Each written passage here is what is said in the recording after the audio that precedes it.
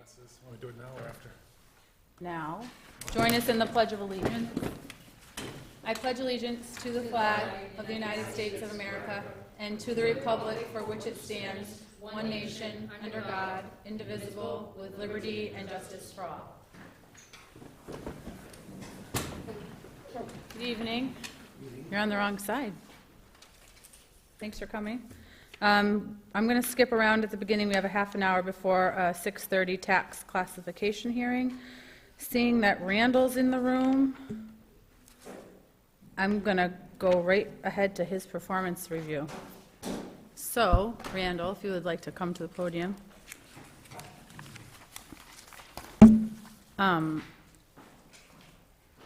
So we have this conversation every time we have a performance review. In the lengthiness of a performance review, what do we really gain from this format? So I think, and the board can disagree with me and the board can go in any direction they want, what I think would be most helpful to Randall and myself would be to know what he's doing well, what he's not doing well, and what he can do better. That doesn't mean that we don't go through the performance evaluation. I would still like to see it scored and submitted for his file as we have done for all other department heads. I just don't think it needs to be an hour-long conversation, and I think that for every department head going forward. So I'm going to start with Charlie and Jackie, and if you want to touch on the key points of his job performance and knowledge and management, that would be excellent. And start there. Charlie? Jackie? I'm doing a fast read here just in case I missed anything. Mr. Kemp, in my mind, has done an extraordinary job dealing with the resources that are available and the personnel that he gets to deal with. Yeah, I got it. I think Mr. Kemp's done an extraordinary job based on the resources he has available and the personnel he has. I think when I did his evaluation, I didn't see anything that struck me as being of any alarming or even midterm as in concerns. I think he's doing a good job. I think if we want just a quick summary, that's where I'm at. So, John, while you were getting your glasses, we are talking about Thanks for sharing. talking about how these can take upwards of an hour to complete. Yeah. I would suggest that we score them and submit them for personnel files anyway, as we have done for all our department heads. But if we could go through the things particularly that he's doing well, not doing well, and what we'd like to see him improve on, we can probably summarize all 10 parts of this more quickly. Agree 100% and make it less painful for Randall and Heather after that, right? Right. Yep. So if you'd like to move ahead, go ahead. Sure. I put down, I had, I think the overall rating out of 5 was 4.4, 4.5. But I think you've done a great job. I think you've had a steep learning curve when you took over for Ed. You learned as much as you could when he was here, and then you realized how much the job had, and I think you've been doing a great job. You're accommodating, you go out of your way. I haven't heard a negative thing, and I've asked a few people here and there. I think you're always willing to help. If a committee needs you, you're there. Somebody in the town needs you, you save money at Conant Park by working on those projects. So I think your commitment to the town is great, and that's what I think really shines on you. You're really willing to do what you need to do to get it done. Jackie? I know you have lots prepared, so you go right ahead. Thank you. Good evening, Randall. How are you tonight? I'm well. How are you? Good, thank you. Okay, for job performance, I wrote Randall adequately manages his staff throughout the year. He attends countless meetings to adhere to the Highway Department budget and is acutely aware of estimating the materials needed to maintain roads, parks, and the transfer station on an annual basis. Really? You got it all done? Well, that's just for job Okay, performance. gotcha.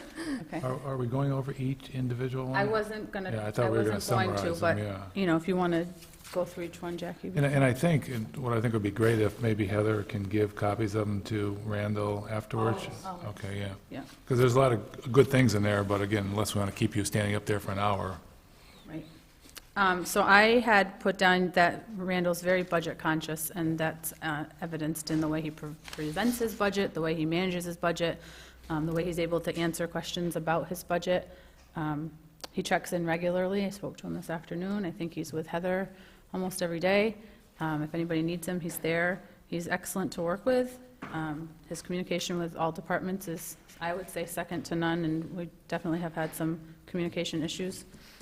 He's open to ideas and definitely open to constructive criticism. I think he recognizes the steep learning curve that he had when he took over, and he's willing to deal with that. So I don't really have any issues. I've talked to a few people myself. Obviously, I talk to a lot of people, and so you hear a lot of good things. Occasionally you hear something negative, but, you know, I think it probably has to do with the attitude of the day, so. And if you didn't hear anything negative, you probably weren't doing your job, is the way I look at it, because you can't please everybody all the time. Right. So those are the things that you're doing well. What are you not doing well, Randall? Let us tell you. Okay. Charlie? I didn't find anything that struck me that he was not doing well. I found some issues that were basically out of his control, and, you know, one of the things that alarmed me is the amount of off hours he's working. And I also realized that we're trying to get him a full budget for the coming year, which should help him address some of that. I don't have anything negative to say about Randall.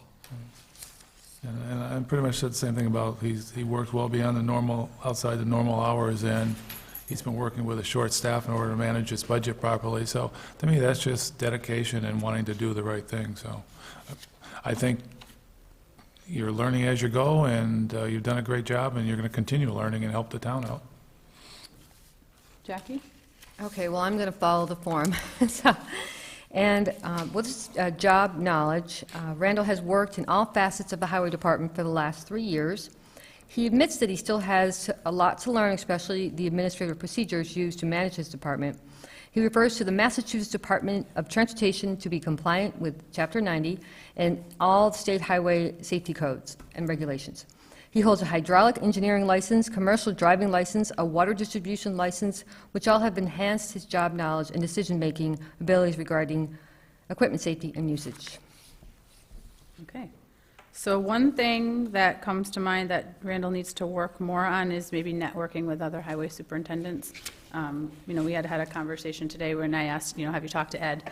But aside from talking to Ed about an issue, have you talked to other superintendents? How are they handling that? And is there a network of people that maybe you can become more involved with that would help you to you know, navigate some of the issues that may or may not come up? In fact, there are two that spring to mind, the Massachusetts Highway Superintendents Association and Tri-County Highway Superintendents Association, and I attended a joint meeting of that.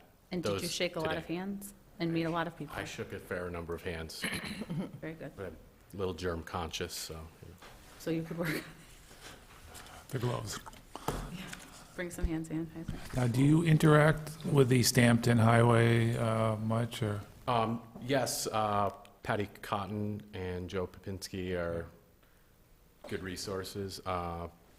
We had a joint hazardous waste day a couple Saturdays ago on Halloween at White Brook Middle School, so.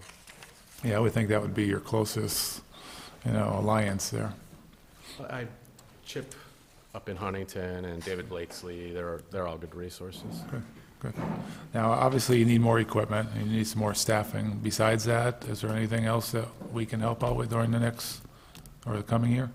I try to reach out to you guys when I need something, and Okay, so hopefully it wouldn't be before now that you know what I need. right, okay. And what would we like to see Randall work on or do better? If we could reference his goals from his last performance evaluation, some of the things that we asked him to do were to spend more time in the field developing employees' expectations on projects. I'll let Randall address these as we go, but I just wanted the board to, you know, remember some of the things.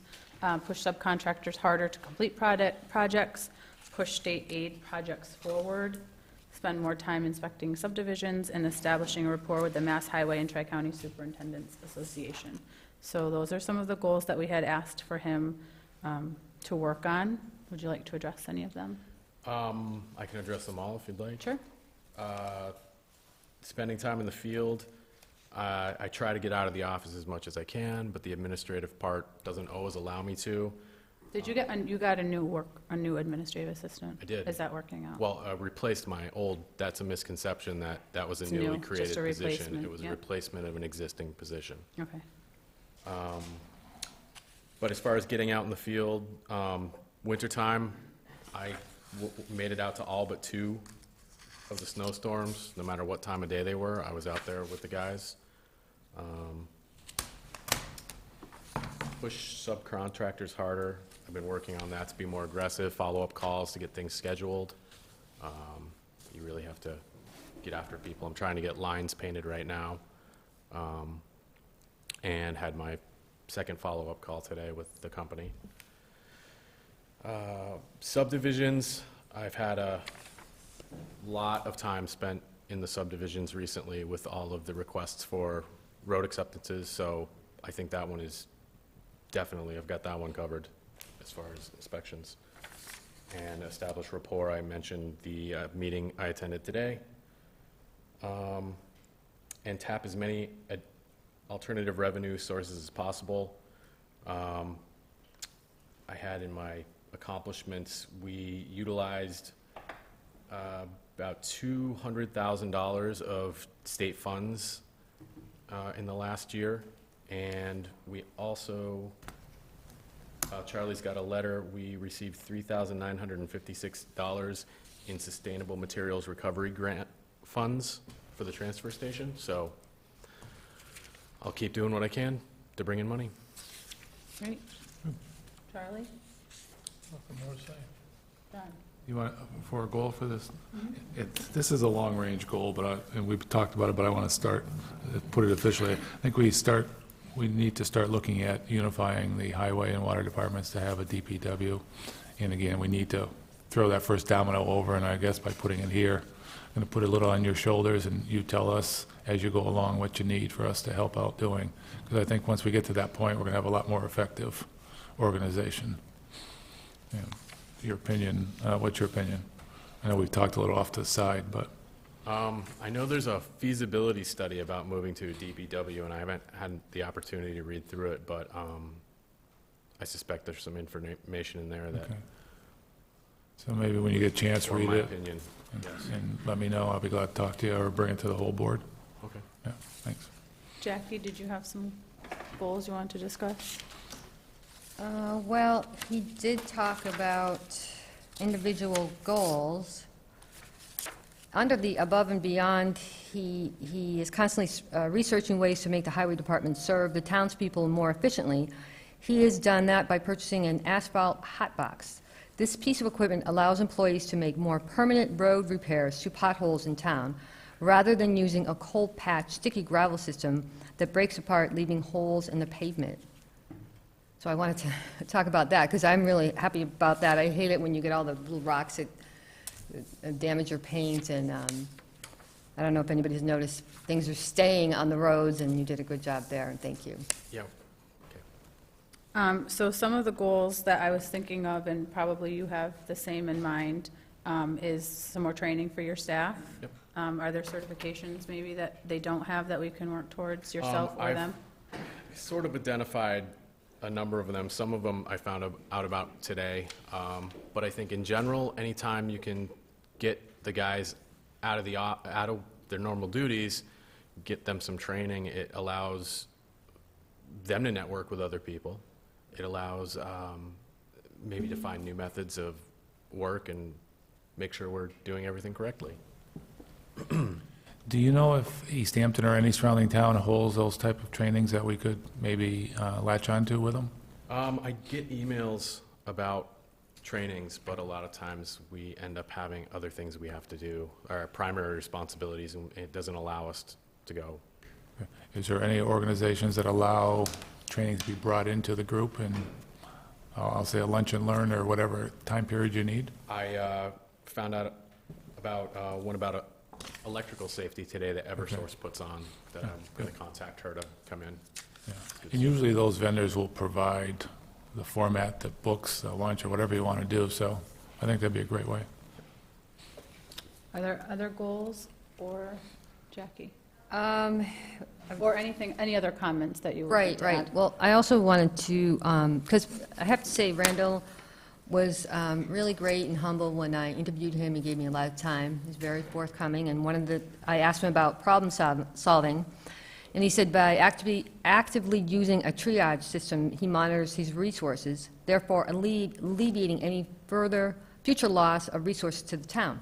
Randall also makes sure that all of his equipment is ready and in good working order. He strives to be proactive rather than reactive by anticipating how much standard fuel his trucks will need prior to a snowstorm or an emergency. Also, under his individual goals, he wants to concentrate on his employers, as you have already alluded to, the need so he can help provide safe roads and parks and a clean transfer station to the public. Most importantly, he's working on getting the highway department organized so we are prepared for another harsh New England winter that we hopefully will not have. Yeah. But he's Better be he's over. gotten ready, he's ready for that. Yes. And actually, if I could add that, I'd like to have training for myself as well, because I recognize there are things that, like I said, anytime you can be exposed to new ideas, it might spark some better way to do something, or, at least something to try. And just to be clear, a lot of this is about what I accomplish, but I've got a really good team at the highway department. I was so going to ask you, I can't how's take year all two? credit for it. Is it year two? Are we on year two? Yep. So how's year two versus year three? Year one? How's what? How is it year two versus year one? Do you notice a difference in the way you're able to manage them, or the way they respond to you, or everything's just kind of flowing along? It's flowing well, I think. And again, I've got a great team. Just out of curiosity, your expectations a year ago versus your performance, what do you think? How do you think they matched up? Did you get done what you wanted to do, or is there gaps where you thought you might be able to do something and you haven't been able to for whatever reasons? I feel like I'll never get everything done I want to, but we kind of, triage is great. I said that talking to Jackie, it's a great word. You try and prioritize the best, the most needed things first, and kind of work your way down. And that's, I guess, how we have to operate. That's how life operates, yeah, Yeah. you're right. And what can we do to help you? Again, I try to reach out to you guys when I need something. Loftier, it would be nice to fund the highway department at 52 weeks instead of 31 as we're funded now, and then try to scramble to find where the rest of the funding's coming from. What would happen to that funding that you're finding now to fill in the gap if we've, Well, I think the reality is that there seems to be less every year. yeah. We have expended the parks funds, and we still have spring coming. Yeah. So I've sent the Parks Commission an email to talk about that. And, everybody got cut, so. I mean, personally, in next year's budget, I'd like to see you funded to do all the work you should be doing at any location in town and get the proper budget to accomplish that. I To me, would like that to see makes, that too. yeah, makes more sense to have you in control of doing the lawns, doing whatever, wherever it may be, and have the budget to do that. You know. That sound like down what you're looking at down the road? Yes, I'd like to see that. Okay. Any other comments, questions? I have a comment on communications. What I think is important for people to know in town. Randall offers daily work orders at an early morning meeting so all his employees are adequately briefed on their responsibilities. They communicate with cell phones and radios. He utilizes the Massachusetts Emergency Management Agency, MEMA, alert notification system. He also listens to the radio stations, local radio stations, watches television stations who use the Doppler system, so he can make a well-informed decision on when to plow the roads. He communicates with via Facebook regarding the hazardous waste program for townspeople. So in order for him to plow, he doesn't do it prematurely. He makes sure, correct me if I'm wrong, that the resources are utilized on a timely basis so that you don't plow too early or too late. And it's a science, right? And can you explain how you... It's public safety is number one. And if I go out and plow too early, I'd rather plow too early or put down treatment than too late and have somebody get in an accident. So that's kind of where we start.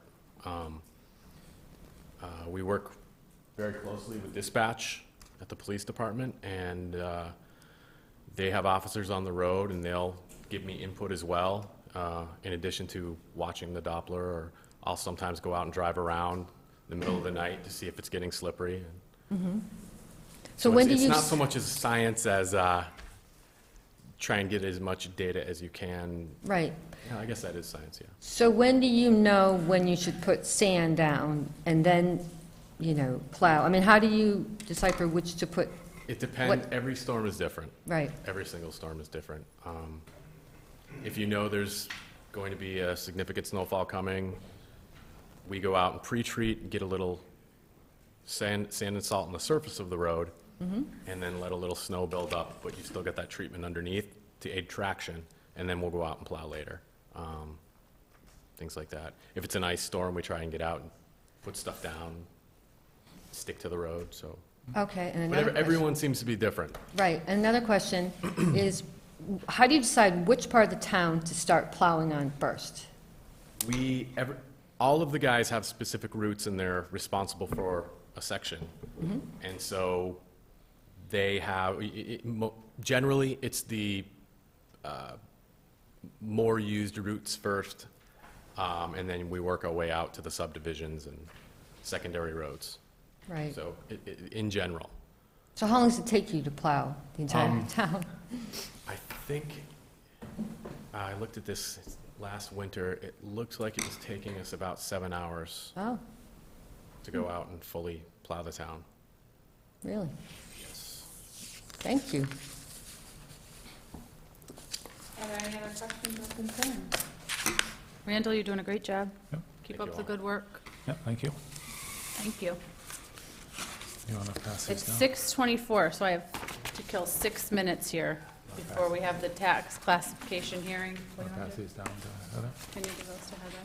Can you do a town administrator report in 6 minutes? Okay. Really? Oh, my report, not my. Hey, it's Town not that administrator long. report, not her review. Her All right, so report. just a couple things on this piece. By couple, it's probably like 12, but I'll be within 4 minutes. Down to So 5. we had an HR meeting in Holyoke. It's the first of many. We started doing regional meetings, which is really nice. The next meeting, I'll probably bring someone from PPB and also the treasurer with me. The information's very helpful. We kind of did bullet points of different topics and things people found more challenging, such as OPEB and the Cadillac tax coming up and other issues we spent longer on. We did a PVPC roundtable, which was legislative updates. I think I've already updated the board on a lot of it. It comes down to Chapter 70, what they're doing with that. 2 items to it, employee benefits for teachers and also special education pieces that are going to be added into the formula. The question becomes, is it going to be added into the formula this year on this cherry sheet? And if it is it going to affect the town's contribution? We don't know those answers yet. Unrestricted governmental aid that we get each year. There's also possible talk about that going up. We also don't know. We're not going to know a lot of that until it comes. They also talked about trying to avoid 9C cuts, because the state's budget is still not balanced, but hopefully with both the governor and the lieutenant governor having backgrounds in municipalities, they're trying to avoid as much as humanly possible cutting anything that would affect the localities, because that would hurt us immensely. We had a department head meeting last week. We talked about setting up trainings that are available from Maya, our insurance company, for free, picking up a couple top ones that they thought would be most helpful to both the employees and then the management team. So we're going to look at those in December and set something up for upcoming months, get people some updated training that they find helpful.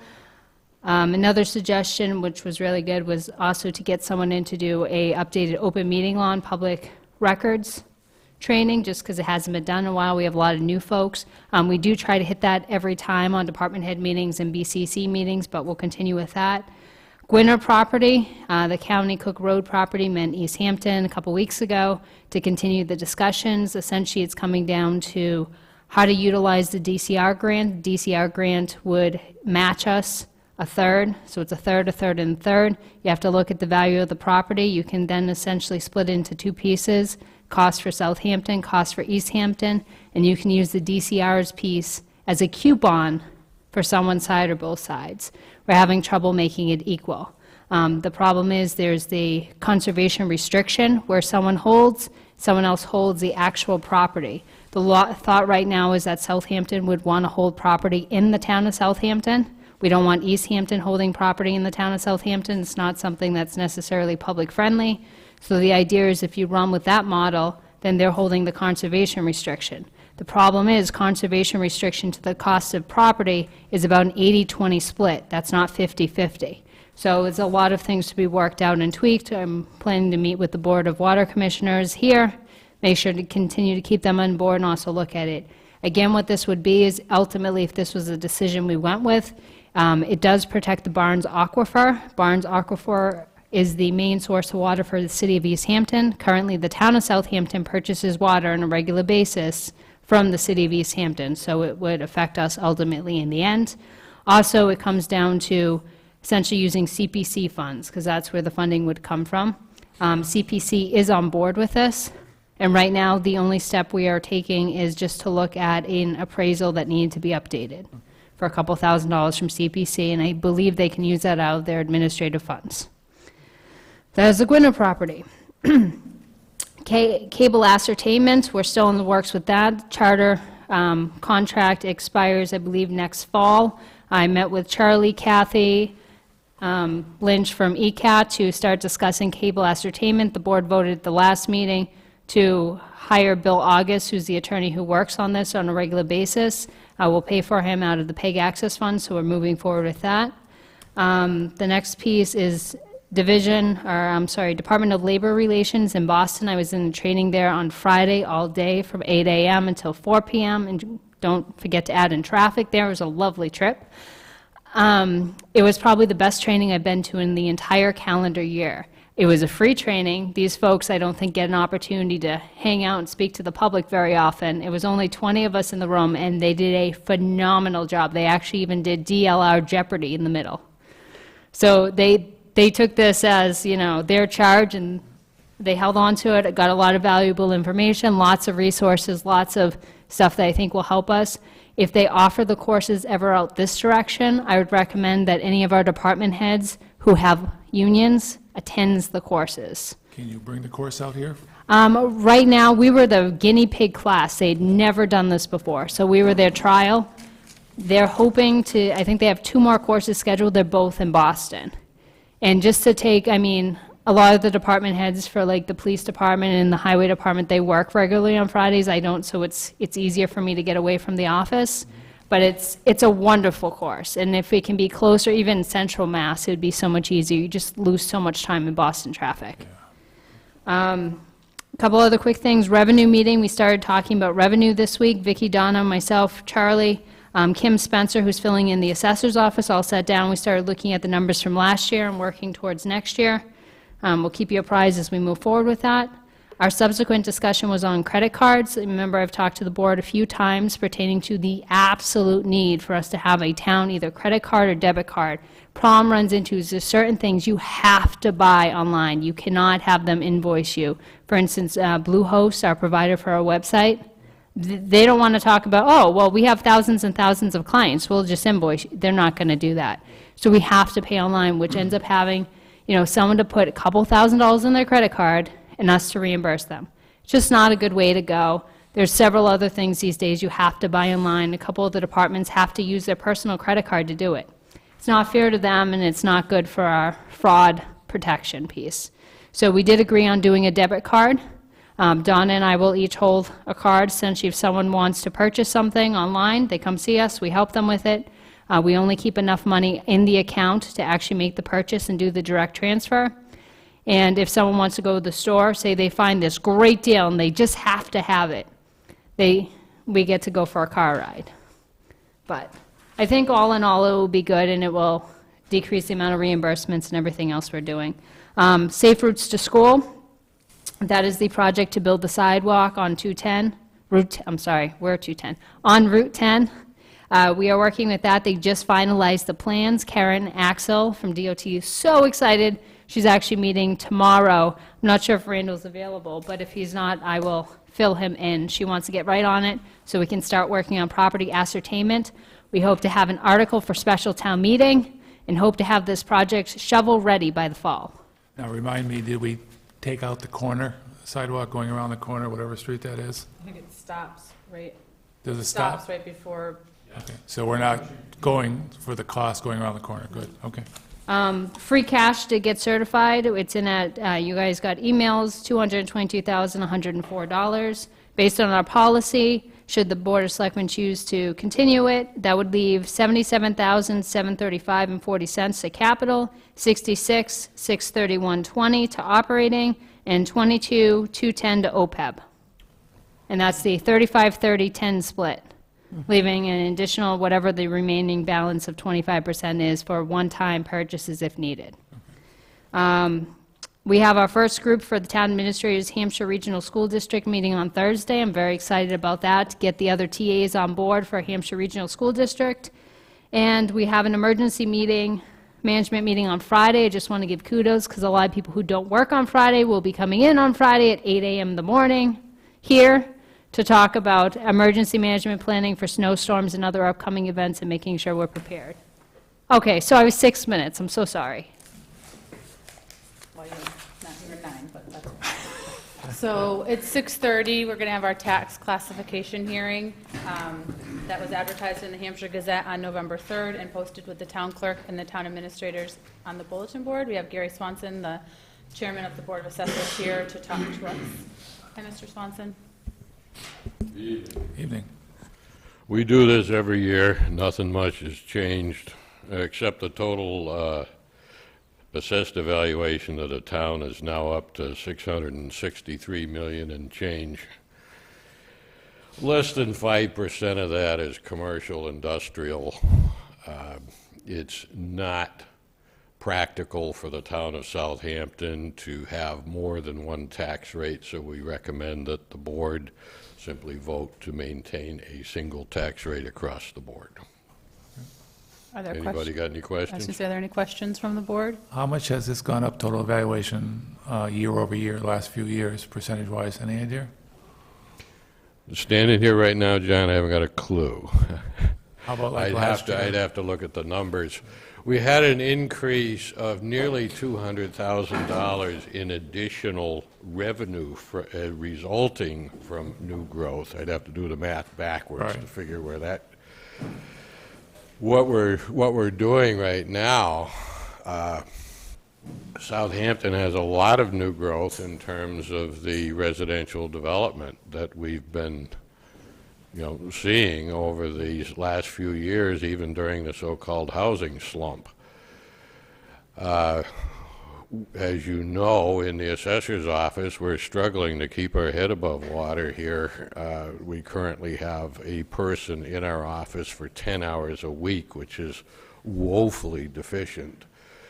But we need, we will probably have to get more into contracted services to make sure that the town gets the full tax benefit of all of that new growth for this coming fiscal year. That's the only thing that really benefits the town financially over and above the Prop 2.5 ceiling that we always operate under. I don't know if that answers your question.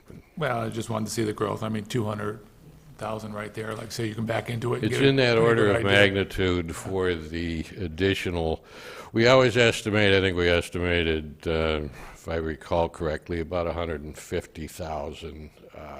We exceeded that, this year. And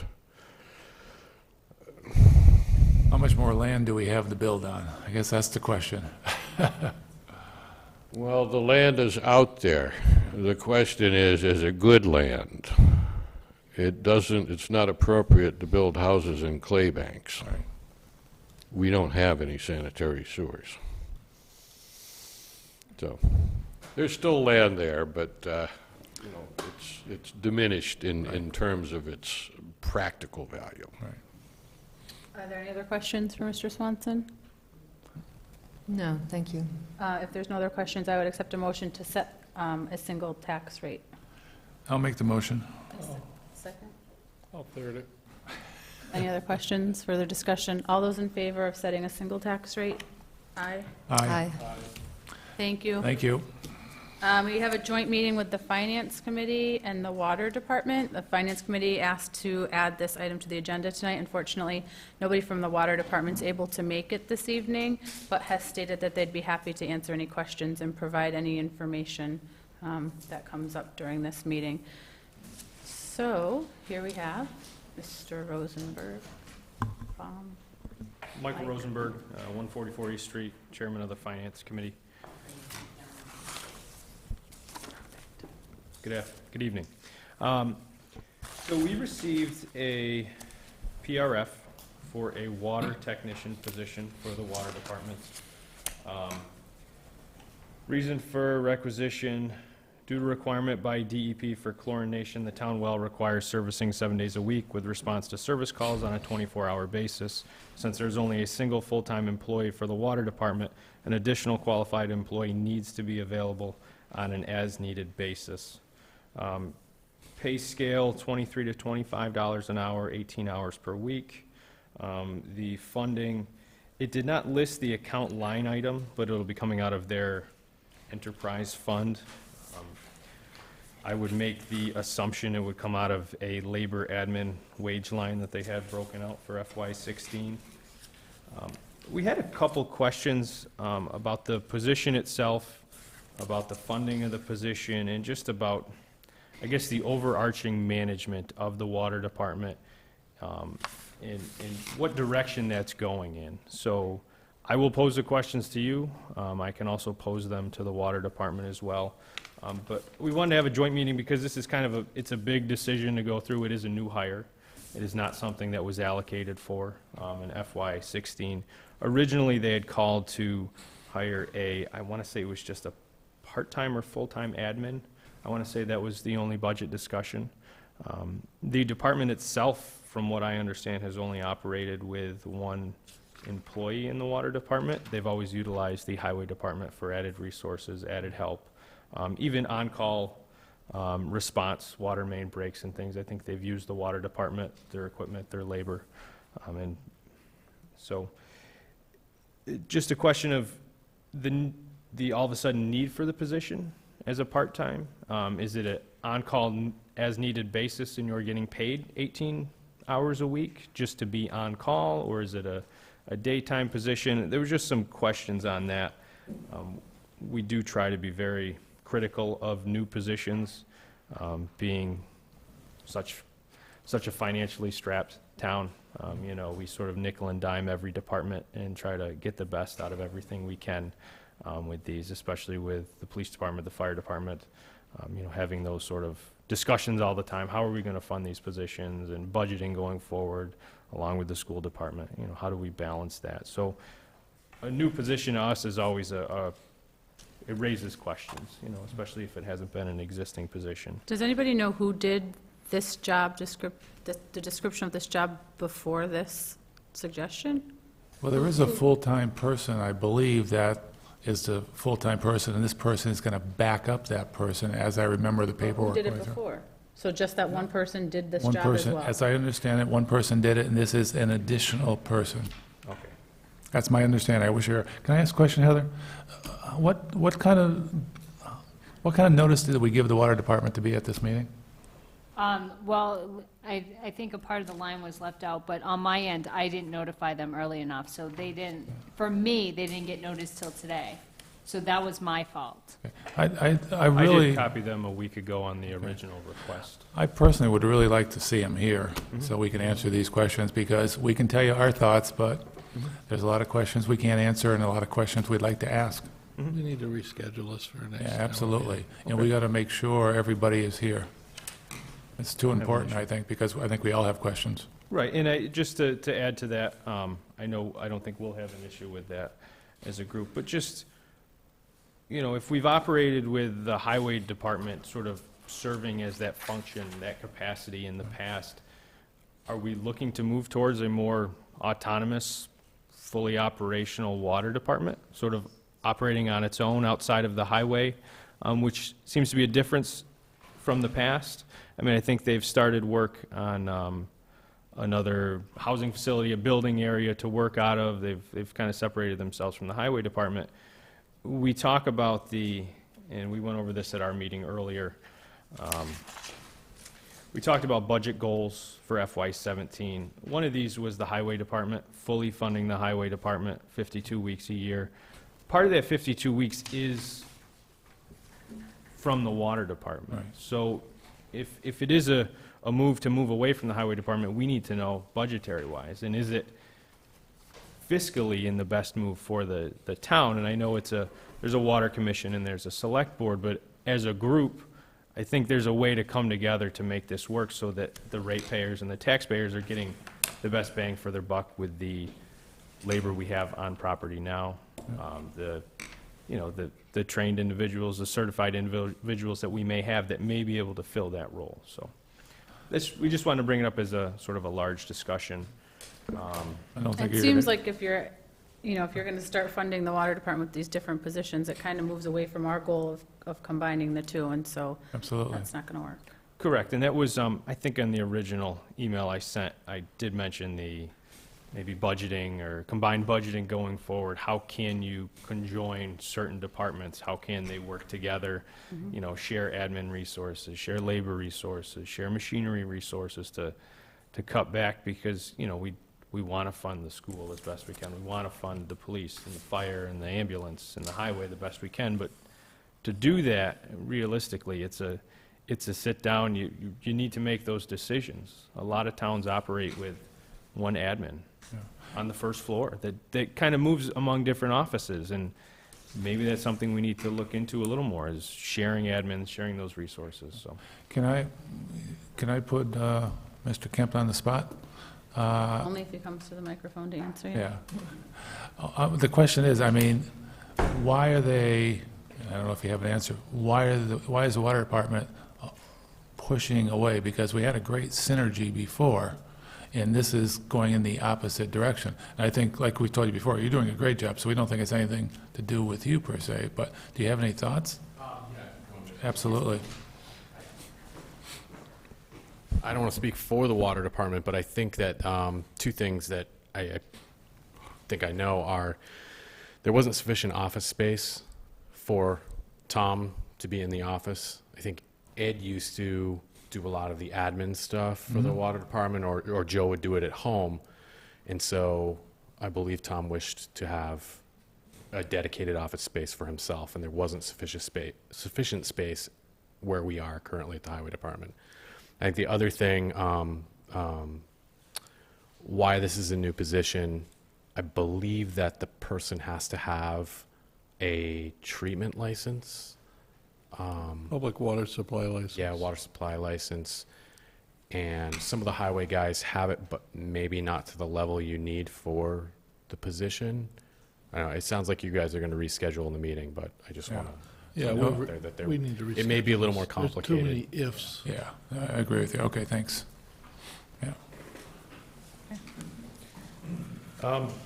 that is basically all I had. Just to add to the building with the separation of offices, another building means more maintenance costs, more utility costs going forward. And while it is an enterprise fund, it is still citizen-funded Right. for the town of Southampton. So the more we can do to have that money, stretch that dollar the best we can is kind of where we're coming from. So Fair enough. thank you very much. Thanks. Thank you. Can we put this on, when's our next meeting? December 1st. Okay, so, Just remember that that's a report from boards, committees, and commissions, so you know how we usually allocate about 25 minutes and it goes an hour and a half? I just don't want to, we can push it off, but. I think it's important. reschedule, At least it's a conversation. And just to let you know, I believe the Board of Water Commissioners is meeting on Thursday night. So This it's- Thursday? Yeah, so maybe if it was possible to help time constraints, if there was someone from the Board of Selectmen and someone from FinCom who could go to their meeting at open time and say, hey, we got some questions, can you answer them for us? I'd like to see it. Because that way you guys can report back. Is anybody on the Board of Selectmen available? Let's start there. Well, I have my master planning committee that night. I mean, I personally would like to see it in this forum Okay. Personally as well, I'm not speaking for the board, but I think this, Is as a a better group forum. discussion, as a joint meeting with other members, with other questions, is the best. I'm sure there's interest out there in the community. So can you put it on December 1st? Finance Committee, we're going to reschedule for December 1st as long as the Board of Water, the Water Department is available. Can you notify the Water Department tomorrow? Thanks. So I'm going to jump around, as I stated at the beginning, because there's a lot of people in the room with a lot of agendas and things to do and children to put to bed. So I'm going to move forward to the acceptance of the deed for Nicholas Lane and the layout. We have Attorney Amanda Kemp here to discuss the Nicholas Lane concerns that were expressed at the last meeting that caused the item to be tabled. At the special town meeting, the town voted to accept this road as a public way. Mrs. Kemp. So I was not here, obviously, at the last meeting. I had asked Heather, and she didn't think it would be necessary, so I'm not exactly sure what the objections were, with the exception of the emails that I was CC'd on. Right. But I would just like to say, before we get into discussion on this, essentially, I mean, the road has been accepted because the administrative, it was put on the warrant, and it was voted, and the town voted to accept the street. And essentially, it's now an administrative phase where you guys are acting on behalf of the town to sign that deed to show that it was accepted at town meeting. That is why we reference the town meeting in the portion of the deed where you are going to sign. So I also would like to say that a lot of the issues that came up that I read in the email, they were addressed through the planning board. We've been through this. The planning board vetted this whole project. That's how this works. We went, we had public hearings. We addressed the planning board several times. The abutters were allowed to speak, and the planning board took their concerns into consideration. So did the developers. So I'm not sure why we are rehashing issues that have already been discussed. The planning board has done site visits. I have minutes from the planning board stating that we have been through some of these issues. So I'm not sure what issues you want me to address, but from my perspective, and I believe from the Kellogg's perspective, we've addressed all the issues.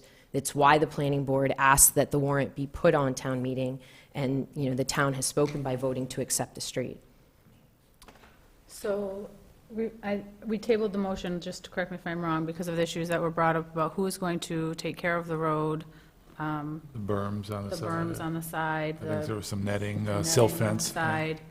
And I'm just going to turn my head this way and correct me if I'm wrong, the issues that were in the email that we've all read, those are the issues at hand? The main thing that we brought up was who is going to do, does the town, by accepting the road, own the adjacent property? You know how you own so many feet in Yes. Pleasant Street? Do you now own all the plantings and the maintenance on both sides of the road there? And Amanda, what is the answer to that question? So the town the town does own a certain amount of feet over from the center of the roadway, and it's so that you can maintain curbing and things of that nature. There is a homeowners association that's established, that's funded in order to maintain the open space, and there is a deed on record that conveyed all of the open space. That's the whole point of this type of cluster development, where we had smaller lots, but it left open space all and around, and the association is responsible for maintaining that. They are aware of it. There is a homeowners association trust that is on record that spells out exactly what the association is responsible for. What happens if they don't maintain that? Then the town can step in, and it says so in the trust document. It talks about the fact that the association's supposed to clean the catch basins. They're supposed to meet with the highway superintendent once a year. If they don't do that, the highway department can move in, clean the catch basins, and then charge the association for that work. And so that's Randall's job to make sure that those things are being done? Is that? I would assume he has a regular schedule for when catch basins are cleaned, and so they are, and they're fully aware. We had an association meeting when we transferred, when the Kellogg's no longer were the trustees of the trust. Almost all of the lot owners were there. There was a majority, I think 8 out of the 10 lot owners were at the meeting, so they're fully aware of what their responsibilities are. Plus, those documents are on record. They're recorded documents, public documents recorded at the Registry of Deeds. So there's an HOA fee that goes into, There is an HOA fee. okay, so that gets managed, and if they wanted to, they can contract with Southampton to clean the catch basins or whatever. That would be up to the town Right, of it's up to- Southampton to determine if they want to do Just that. The whole reason, my understanding, the whole reason for the development of HOAs was because the town didn't have the resources to manage the water systems Right. and additional open space. No. That was the whole reason, in my mind, that they were established. No, what I was saying is on a fee-for-service basis, if you wanted to talk to them, they wanted to pay you, that's up to you to decide if it's an additional revenue source, for instance. I wouldn't want to frame it that way, no, it's their responsibility if they do not do that responsibility and the homeowners association becomes defunct for some reason. Yeah. I think at that point, we can step in and assess them a tax levy or something, I forget what. Okay, so you don't want to be a vendor that may No, we don't. generate revenue, okay. Okay. That would be an additional resource that we do not have the manpower for. I'm happy to take comments, you just need to go, I should have stopped you. If you have any comments, please feel free to go to the microphone, just so we can all hear you. I think the primary, I'm Gail Santora at 83 Pleasant Street, and I think the primary question that we had was who is going to make, when we accept town roads, do we assume responsibility for either side? And I think Amanda's answered that question, and I just want it noted in the record that the HOA fee that the people who live on Nicholas Lane pay will cover the maintenance of the trees, the maintenance of the sides of the road there, and then that's nice and clear. Right. Yeah, that was my main question. I think in talking about it, I complained about the silt fence, which Mr. Kellogg and his wife came and took down, and, but there are some still unresolved things there as far as, but it doesn't really have anything to do with the acceptance of the road. There's just a guidepost that's supposed to block traffic lights from coming into my family room. It's supposed to have 2 boards on it. It's only got 1 board, and they mailed up a couple lower ones this week, but it needs to be finished. But I'll go to the planning board about that. Okay. But yeah, I mean, that's the only question we had, and no one had the answer to it. So now we have an answer, and the people who live in Nicholas Lane are responsible for maintaining the trees and the sides of the road. So I'm very happy with that. Well, I think that's another issue. So can I just ask this question, Amanda, maybe you know the answer. I think that question has been answered, but we're having all this new development and these new roads. How, do they always have to have an HOA now? Is that something that the planning board is taking up? Are they making that a requirement when we put in new roads, or is it a decision of the builder? How does that work? We've actually, most of the developments that have gone into Southampton have HOAs, the newer ones. Red Brook has one, Harvest Valley has one, Sheldon Estates, which is off of Strong Street, and just from off the top of my head from work that I've done as a real estate attorney. So it has been something they've consistently been asking for. The documents are recorded. I just don't know about the enforcement. I don't know how the town has enforced whether or not these HOAs have been doing what they're supposed to do. I can't tell you if they're funded. I only know that we funded Pleasant Meadow. We set up an association. We put money into it. We created an account. We got insurance. But we were also in a different situation because we had 18 acres of open space that had to be maintained. And so it was necessary, absolutely necessary, to have a funded association. So do HOA fees cover plowing? Like if they're going to maintain the road and... Not once you accept the street. That's it, so there's no... Once you accept the street, then the it's- town becomes responsible for the maintenance of it. I just wondered if the plowing was... And technically, if it's voted on at town meeting, the town can plow and maintain streets that have not been accepted. But it has to be voted on for it to be done. Once the town votes on it, it becomes the responsibility of the town to maintain that street. Okay. And I just want to clarify, when we're talking about what the association is responsible for, I'm talking about like the landscaping on the hill. I'm not talking about the curbing Right. of the street, because the town owns over Okay. beyond that curbing. Gotcha. Other questions from the board or the audience? We still have, I think, an unresolved issue on some runoff, and I think there are a couple people that disagree with me, but we do have some runoff issues, and I'm wondering how do those get addressed? Do those then get addressed with the people at Nicholas Lane? Because those were promises and commitments made to us by the Board of Planning that if we had runoff to come back. So maybe you need to return to the planning board Yeah. with the runoff issues. Specifically said to come back if you still felt that they felt that the issue had been addressed and that it was not caused by the subdivision. Okay. So I guess my suggestion would be, I've not heard that from the planning board. I've heard it from Mark Reed, but I've not heard that from the planning board. okay, so maybe address those with the planning board Yeah, and see I'll where do- we I get. will, yeah. Okay. Are there any other questions from the board? No. I would accept a motion at this point to accept the deed of Nicholas Lane. So moved. Is there a second? Second. Any other discussion? All those in favor? Aye. Aye. Next is the acceptance of the deed for Sarah Lane. We're revisiting this from last meeting. Special town meeting, the town had voted to accept this road. I think we passed over as a whole last week. Yeah, we did. I would accept a motion to accept the deed for Sarah Lane. Randall, any issues come up since the vote? No? Okay, I'll make a motion. Is there a second? I'll second. Any other discussion? All those in favor? Aye. Aye. Next, we have plowing of private roads. Can I just ask, are you going to Yes. sign the deed? Yeah, sorry. Right now. I'd be happy to. I need it to record.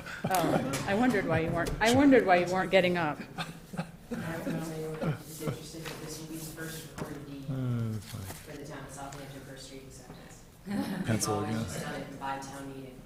Well, this is good news.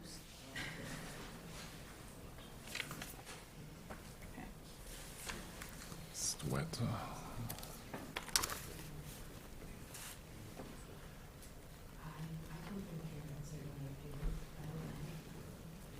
I have to go to Jackie, too. Okay.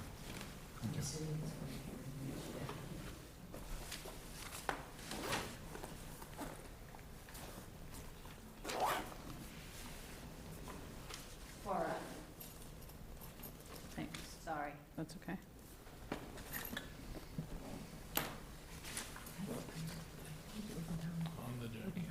Yes, I was just trying to get people out. Next, we have discussion of plowing on private roads. There's been a lot of conversation about which roads need to get plowed, which roads don't get plowed, how do we plow them, when did we plow them, who plows them, and for how long, and how long down the road. I've had phone calls, I know Randall's probably had phone calls, I think that it's a very long and lengthy discussion, and my recommendation would be that two people from the Board of Selectmen meet with Randall to have the conversation and come back to the board with some recommendations. I'll do that. So Charlie, has anybody else, or, If you can do it in the evening, I can do it. okay, so if Charlie and Randall and John could come up with a day to meet, preferably before it snows for the first time. Before it snows? Just saying. To meet with Randall and come up with some suggestions so that we don't have to have this conversation every single year about this time, that would be really helpful. Okay. So I'm going to pass over at that point until you come back to us with the results of that conversation. We have a discussion of the building department fee schedule and decision on whether to engage Point to utilize permit-linked software for inspections. The building commissioner has requested that we postpone this item for the time being. So is there a motion to pass over? I'll second. All those in favor? Aye. Aye. We're on to 4F, which is scenic roads in response to a constituent question from a past meeting. At the last meeting, a resident had inquired as to whether we had scenic roads designated in the town. The town clerk's office researched the question and has provided the answer. We currently have 4 designated scenic roads: Cold Spring Road, Manhan Road, Maple Street, and Mountain Road. Are there other questions or concerns that I should address in regards to those scenic roads? Where Yes, does the designation Mountain come Road? from? I mean, who assigns the designation? Town meeting Town voted meeting. on it, I didn't do it. Okay. Sir, I'm happy to hear anything you have to say. I just need you to come to the podium so those at home can hear you. And I just need to know who you are and where you live. George Gunn, 95 Pleasant Street. Oh. I did not hear Pleasant Street listed on the 4. Wouldn't that And be that's one of lovely? those things that's been bounced around for years, we were told. Specifically, my question is maybe advice from you folks. The current house I'm living in, 205, 2005, we built it. We were comparing tax rates around town, just out of curiosity, and we noticed that ours rates seem to be a little bit higher than houses equivalent, not that far away. We asked the question, and we were told, well, Pleasant Street is a scenic road, and therefore there's a little bit of a extra expense to it. Now, with all due respect, I pay my taxes, but if I've been paying for 10 years and I've been paying above, is there a rebate? Is there something that's going to the assessors saying, whoa, stop, cease and desist, change the taxes for next year? It just feels that George, you're going there was to a miscommunication. need to file an abatement with the assessor's office, Right. but you're not going to see any retroactive. I was afraid of that. I'm being candid. No, with no, you. no. And I know with the rebates, because we asked the question that year in terms of, and they said, well, Yeah. if you don't file it within a certain number of weeks, it doesn't count anyway. Can I ask who told you that? Let me say it was the office. The assessor's office? Yeah, I can't give you a name, and I don't want to. And is that accurate? Well, Pleasant Street is not a No, designated. no. Is a scenic road taxed at a higher rate Yeah, because it's nicer? on your tax evaluations, they do designate scenic area, view areas, all the rest of that. Yeah. But it all depends on how the town's assessor's office operates to accept that. I'm stepping a little out of the box here, but Yeah, so why would So it you seems want a like there's two lists. The designation? Board of Assessors has a list that they think are scenic roads, and the Sounds town it. clerk's office has a list that they think are scenic roads. Randall, I'm happy to hear you, just have to come to the podium. Okay. To follow up on your point, that's the point that I also want to make. What's the benefit of being designated a scenic road? I mean, if it's, do I get my road plowed extra in the winter? Do we, does somebody break up my leaves? They do a great job on all the roads, so you know. Okay, Okay. but Pleasant Street is definitely not a scenic. And I Not according to the probably clerk's should, office. Randall, Okay, what, you might have some different information. I might. So come on up. I have a folder in my office, and I'd be happy to review that and provide all information I have to the select board We've tomorrow. had this conversation about scenic roads before, and I remember there being more than 4, but then there was conversation about whether they had been accepted as scenic roads or just talked about as scenic roads. That's why I didn't want to qualify any as scenic roads. I will give you the information I have. Right. But the question is, who designates it Right. for a scenic road for the assessor's point of view? I mean, personally, if it was me, I'd want an article at the next town meeting to say there's no scenic roads to lower the taxes. Right. I'd love to have you make a comment, you just have to come to the microphone. I'm Gail Santor at 83 Pleasant Street.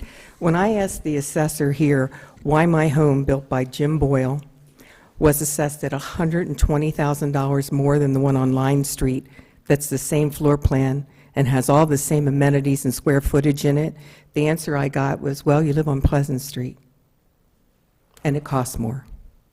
I can Live see on the Pleasant value Street. of, So that's what, I mean, 120, I mean, I have a pool, that's a difference, $120,000 difference. And Mr. Gunn, if you do want to apply for an abatement, I'm still waiting. I applied in early 2014. They don't have any money to come out from Boston to hear our cases. So, I asked for my feedback because I figure I'm never going to get an abatement answer.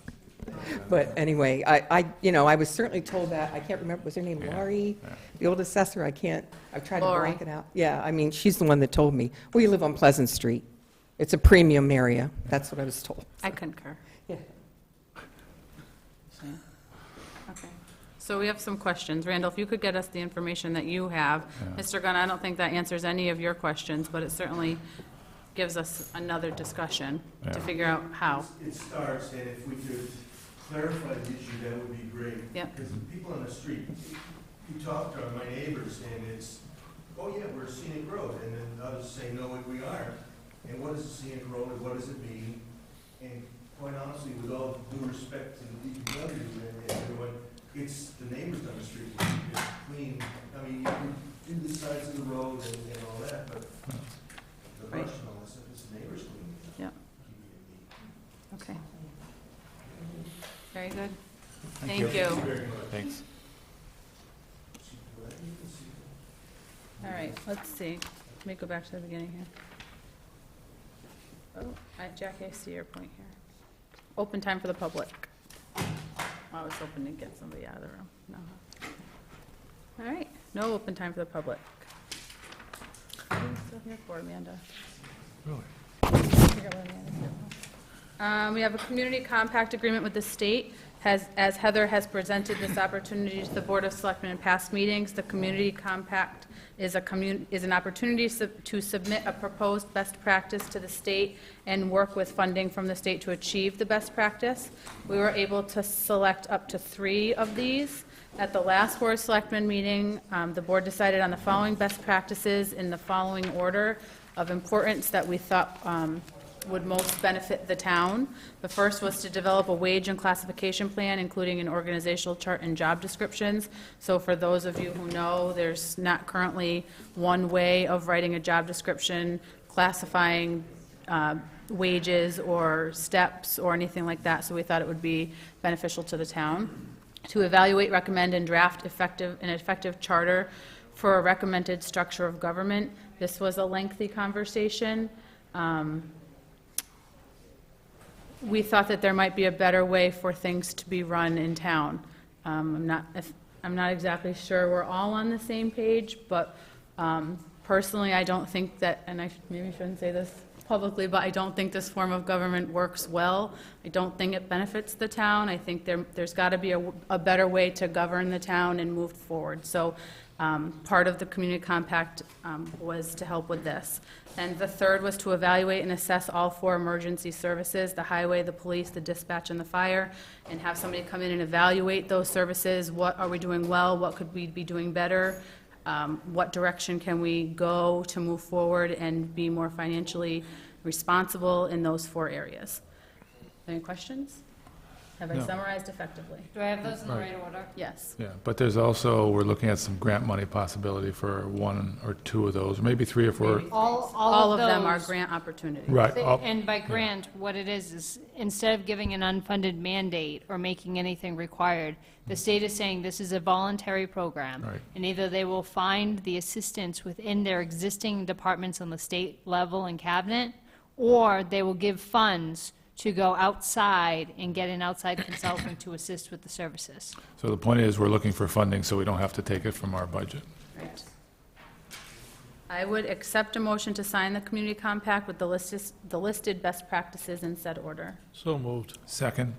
All those in favor? Aye. Aye. Aye. We have, I feel like I'm missing something. I'm going to wait for Jackie to get back to do Heather's review. We have select board updates and liaison reports. At our last meeting, we met and had kind of a working meeting to talk about the Board of Selectmen goals and budget goals, which we've given over to the Finance Committee. We discussed our objectives for fiscal 17, and we had come up with some places in the budget that we thought were very important. We wanted to give some guidance to the Finance Committee so that they weren't winging it and trying to think, what's important to us and what's not. So I don't think these are in order, but they may be. The first was the school budget, which was to fund the Norris school budget at 100% of net school spending, excluding indirect costs. As Vicki brought to my attention, I know that the indirect costs to the school are a lot, and it would be, what's the word I'm looking for? Costly. It would be costly to not include all of the indirect costs in the funding of the school. However, I find it funny that we include the cost of fertilizer and wood chips in the cost of educating a child. And I don't think the two are related. So if the mandate is to fund school at 100% of whatever the state says, that's where we should fund them. And if you can fall to 95%, but you gave everything you had, then you fall. But I don't think we should start at 96% and end at 95%. And there's got to be a different way to come up with a number to fund the school. The second was the highway department and to fully fund the highway department budget. So the highway is currently funded at 31 weeks per year, and we'd like to see them funded at 52 weeks per year. Ambulance service and a revamping of the proposal for the ALS service to include cost to fund at full staffing levels, and indirect costs, which was to look at calculations from indirect costs and tax rates for municipalities using our property. These are not in any specific order. I don't think the Board of Selectmen thinks that all of these things are going to be changed in the next fiscal year. That's not a reasonable expectation at all, but it certainly is a direction that we would like to see the budget go, which I think is helpful to the Finance Committee as they move forward with our next budget. Any questions or concerns? Mike? Michael Rosenberg, 144 East Street, Chairman of the Finance Committee. So we did meet, we talked about this. We went over the other forms that were included, the sort of the budget calendar going forward. Oh, wait, can I interrupt you for a minute? Heather did send, we had talked about at our meeting, sending forward to the Finance Committee to look over these forms, blank templates. That's what Mike's referring to now. So they're very similar to the ones last year. I think we had a couple questions and just, can we add this, can we add that? One of them was tracking overtime, and if possible, historically showing overtime over the years. That'd be a great item to look at versus FTEs and departments. Another thing we had, which this was, I think a question we asked Vicky, was just revenue, historical revenue, last 5 years for line items. They may have changed, they may have been moved around, but the best we can to see how our revenue is tracking. Vicky's going to look into what the accounting system will allow her to export, so it's not labor intensive, so she's not manually inputting all the numbers. And the only other item that came up, and it might have been after you two had to attend the meeting, so you had to excuse yourself, was just trying to do something, for the grand scheme of things. You have your budget goals that you're developing and you're working on, and we're going to work with Heather and with the rest of the finance team to go through these budgets. But even having a roundtable, a budget sit-down with the departments, whether it be finance team departments, and I know it becomes cumbersome, it's a lot of people in a room, but just to make sure everyone from the departments is on the same page going forward for the direction. And I don't know if it's a communication from Heather, if it's a direction from the select board, but that was just a request that we had, if there's some way to meet in the future to. Do you want all departments or major departments? Are you talking one person from every department? I mean, it's. Do you want a posted Board of Selectmen meeting? If you tell us what you want, we can do that, because I think it's beneficial. I think it's cumbersome to have that many people, but it's more cumbersome to try and play telephone from one meeting to another.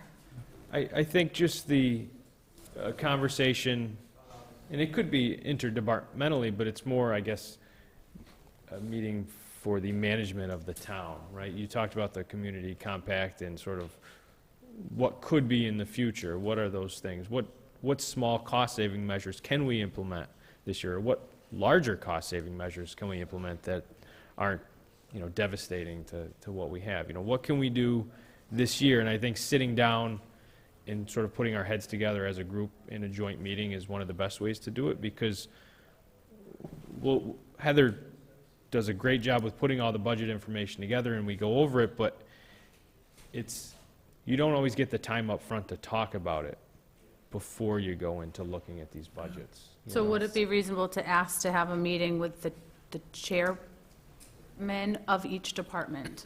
I think that would be. And so if you could send, I just want to make sure you know of one thing that happens, and we did last year and we'll do this year, Mike, is at department head meetings in the BCC meeting, when this comes out next month, we spend a substantial portion of time going over every form, all the questions. There's also a document you don't have yet, and that's a letter from the Board of Selectmen with the guidance on the budget, going over suggestions and comments that you had just suggested, which is, is this something that should be combined with other communities? Is there another way to do this? Are we doing obsolete things that no longer need to be done? We do cover all of that in both the letter and also when we sit down with the department head meeting in the BCC meeting. I just hate to tax people's times and resources even more than what they already are and create what seems to be chaos if you have everyone in the same room at the same time, because the questions that come from police and fire aren't going to be the same as like Conservation Commission.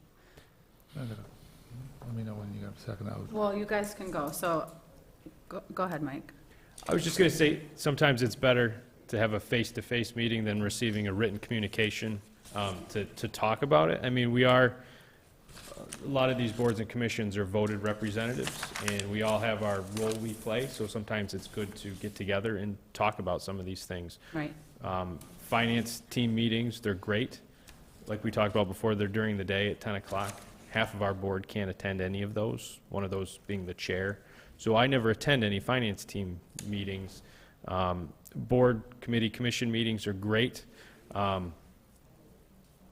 But they're not going Don't to take this- interact with the department head meeting, who you want to have that conversation with too. Right, and They're I think separate. it's just kind of like an overarching discussion of where are we going in a budget, because you're gonna put it on a piece of paper and mail it to a department, and I'm not gonna point at any departments, but some have ignored written communications since I've been here. So visually, it's a lot better to see and hear things in person than see a letter. And so, although I don't disagree with Heather and I don't disagree with you, part of this comes back to that this form of government doesn't work. So if you're asking for a directive from the Board of Selectmen, but it's coming from a town administrator who, in her job description, has authority to oversee, but other department heads don't report to her, you're lost in translation there. So you're giving the information like we're asking you to give, but until everybody's on the same page that they report to one person and not the Board of Selectmen, you're never going to effectively communicate this information. And so I don't disagree with having a roundtable with the chairman and department heads, invite them all. You don't have to post a Board of Selectmen meeting because only one of us needs to go, one person from the, if they come, that's lovely, it's great, I think that's fabulous, I think it's a really great way to start. If they don't, then shame on you. Right. You And know? I still agree with the written communication, Yeah. but But having this the kind of communication- dialogue in a right. room, correct. you know. I'm just chiming in. I want to disagree with you and agree with Mike, because a few years ago we did this. It was before Heather came here, and we got the department heads, the major ones together. We sat around in more of a round table, and we discussed it. A little contentious at times, but people were able to go across the table. Well, why is this department? So I think it was worthwhile. We did it for a couple of years. I think, disagreeing with you in that we're the Board of Selectmen, if we say we want them there, it's Heather's job to say the board wants you there. It's not as if you can attend or not. We scheduled enough ahead of time where they're going to be here. I mean, the fact that we ask them to come and they don't come, I'm not for that idea at all. If they truly work for the board, as long as we give them enough notice, they need to be here. I don't disagree with you, I just know that that's not how it works, and so to have Heather give the information from us, Well, if it doesn't work, then we call them specifically here on the carpet and we discuss it in an open forum. I mean, enough's enough. We're wasting our time here. We're not getting paid for this. We're trying to work through the system with the town, and these people are getting paid and they don't want to come. I'm sorry, but that doesn't work. And it's not everybody, it's just one or two. So, enough being nice, let's get them here and discuss it. do we need to take a meeting to have, do we need to take a vote to have a roundtable with the chairman and department heads? Well, personally, I don't think it should just be one from the select board, because I'm sure a couple of us that want to be there, and we may end up having a quorum, so I think you should make an official meeting. A joint meeting with every chairperson. Well, the major departments, I mean, there's certain ones that we don't need to drag in here, but the major ones who are comprising most of the budget, those are the ones we want to talk with. The senior center, they don't need to be dragged in unless they want to be here, because their budget isn't that big. Right. I would agree. I think the major players where we have in all budget decisions are tough, but where the tough decisions are talked about, FTEs, equipment, vehicles, we do everything we can to accommodate the smaller departments with $400, $500, $1,000 budgets, because half of them are volunteers and they're in here helping, and we want to keep those, we want to fund those services. We want to do what we can for those smaller groups. So, yeah, I would say that just the major players, if others want to come, Yeah. great. But just Yeah. a good roundtable discussion. I mean, there could be some, you need to crack eggs to make an omelet. So there may be some tougher discussions, but at least it's going to lead you to the better budgeting place we want to be in the Yeah, future. because when they're there, if they want to point a finger at somebody, that's fine, but that person's here to give a response to it. Correct. So you say major departments, I say police, fire, highway, school, I bring the library in. library, Board of Health, Yeah. Board of Assessors, Huh? building. I was getting there, I was waiting for him to shake his head, Water. yes or no. I would say building as well. I mean, Yeah. Water, these are, Just finance call- committee, think treasurer, about this. You have the accountant. building department, you have the health department. Financially, and Art does a wonderful job, and he helps out so much, but what if you had an admin that covered 3 or 4 of those departments? Those are the types of things that should be discussed, and maybe they're not this year implementation, but maybe it's something you can work on for next year, so. Yeah. Okay. You know, all those departments that operate with, that type of, So before we pick a date for that, could you send out one of those lovely surveys that you do to all of those said people so that you get a, You just need to give me a range of the dates, because you have to remember we're getting into holiday season, and we gotta get the budget up in. sometime before the end of December? Is that reasonable, Mike? And if Sometime we- before the end of December, Monday through Friday. Yeah, if it's a special meeting, excuse me, Evening or day? well, Evening. evening, a special meeting outside of this one, I'm fine with that. And if people want to come at supper time, I'll buy pizza for everybody. So I guess the next 2 questions are, is it a live on TV meeting, or are we doing it upstairs as a working discussion meeting? Because that's more, I would have a Round working, table I would have a piece. working discussion meeting. and people might feel more comfortable expressing, their concerns with other departments if it's not live broadcast. I think working discussion. Yeah, we got to have it down here. Open to public, but open discussion. You want to have it in this room? Well, I or think the room, upstairs? like Charlie was just saying, is we need a big room. That's fine. Okay, so watch your email for our doodle poll. Thank you. Thanks, Mike. Thanks. Next, we have continued business. We have job descriptions for the town accountant and the town administrator. Has everyone had a chance to look them over? Are there changes you'd like to see made? Questions you have, discussion you'd like to have about them?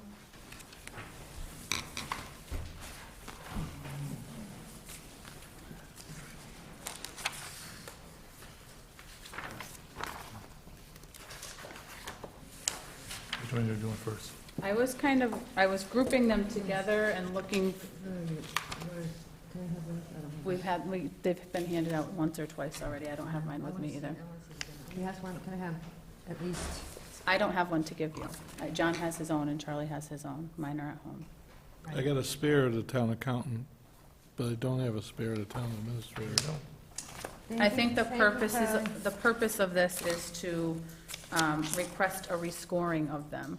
Given lots of rescoring of positions, I don't think these have been rescored in a while. I think job descriptions need to be up to par with where we're at with the rest of the town. So before we send them to be rescored to the PQB and request that, we just need to make sure we're comfortable with what they say. I know one of the big things that I got out of this, and just from being on the finance committee and working with the accountants, I don't think 32 hours a week is enough. I think it should be more hours so that the person can do, I don't want to say a better job, because that's the wrong way, but that's what obviously I'm saying, has more time to do a more thorough job. So are you suggesting longer workdays or opening the town hall on the Well, this is Friday? 32 hours a week. Yeah. I mean, I personally think the town hall should be open 5 days a week. That's something we should work towards. So I think this position would be here 5 days a week. Heather's position is 40 hours plus. May I suggest that it's rescored first, and then we look at budgets relative to extending hours? Well, yeah, they're 2 separate things, but I think they're tied in too, Oh, I understand, by John. the I'm amount of just- duties that she does. I'm just looking at the fact of, the first thing we all casually talked about was rescoring these positions. I think we need to move that forward tonight.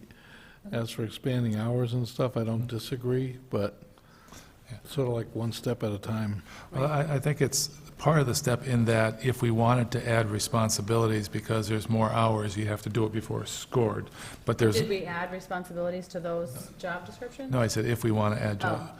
But I think there's enough other duties as required type information in here that were covered. Right. So I could go with that. So I would accept a motion from the Board of Selectmen to send the job description for the town accountant and the town administrator to the PQB for rescoring. Oh, I have one comment, just I don't know if folks know, but there's two different job descriptions for the town accountant, so I don't know if folks went through them. There's what's on the books now and what Vicky submitted, and they're not the same document. So I don't know if folks have had time to go through those. The other thing is, where we're starting, or the boards expressed their desire to go through the notion of making sure that all job descriptions reflect the fact that my job description says that all department heads who are appointed by the Board of Selectmen report to me, and then I report to the Board of Selectmen, or they report to the Board of Selectmen through the town administrator, and this does not reflect that. So if Fair you're enough. staying consistent and that's the direction you want to go, I think I would recommend that that's be included in this piece. Well, I make a motion that we include that statement in her job description. The description of the town accountant was the one that I passed on, that was the newer one for review. That was the one that was, And so Vicky submitted her own. right, and that's the one that we want to go to the personnel board for review, not the old one. Right. And you want to add the piece that says the town accountant is, Town, Town accountant reports to the thank you, town reports to administrator. the town administrator. yep. So that, I'm feeling like if I missed that part, I might have missed another part that might be important. Well, if we vote to do this, we can certainly hold it back a week in case we see something. When's our next PQB meeting? We're not going to meet until December because of Thanksgiving. That would have been our next meeting, would have been the 27th, so hard to get a quorum on that. So I'm available. if- So whatever right. is the week before you guys meet is when we meet. So you could make a motion to move these on pending any other changes that arise after reviewing again. Yeah, So moved. Is there a second? a second for discussion. In the town administrator, I just want to review it to make sure in that job description, it says that these people will report to the town administrator. So if it's not in there, then We need to add it because that's an important issue when you score it. yeah.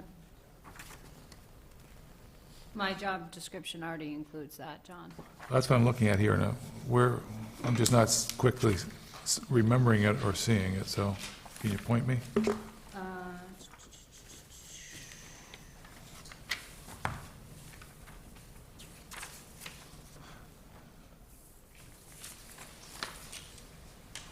Second, supervision exercise. The town administrator exercises direct supervision of employees of the Selectman's office and provides general supervision to department heads under the control of the Board of Selectmen. Department heads and other employees report to the Board of Selectmen through the town administrator. Okay, that's good, but where is that in the job description? You're reading it, but I That's can't. under supervision exercise, What page? page 1. You probably have my copied, so it's circled and underlined.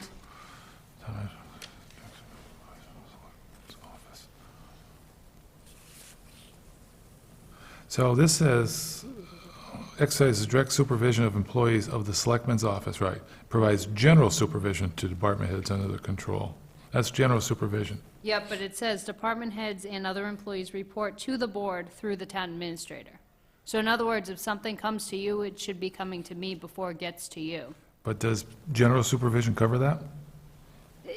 I don't think so. I don't, generally for the most part, that's how everyone functions anyway. I mean, if there's an issue in most departments, I know about it Well, from the get-go, but if the board wants to change it, they're more than welcome to modify as they feel needed. Do you want to pass over this until our next meeting and move it forward at that point? Yeah, because I can tell you, just historically, if you don't put in here, they report directly to you, you're going to get all sorts of grief.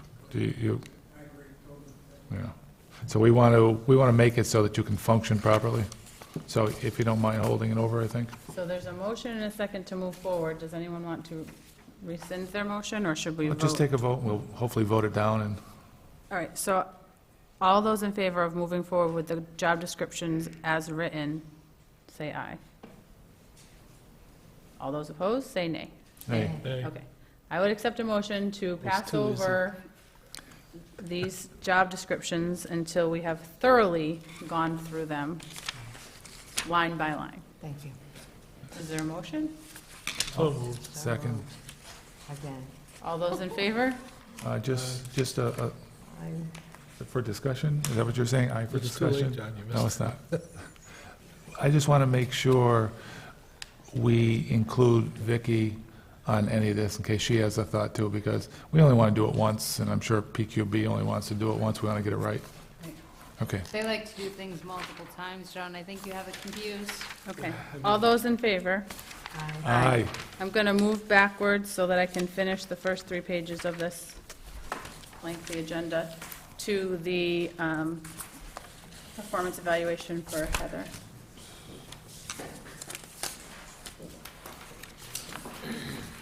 Now the tough part of the meeting, huh?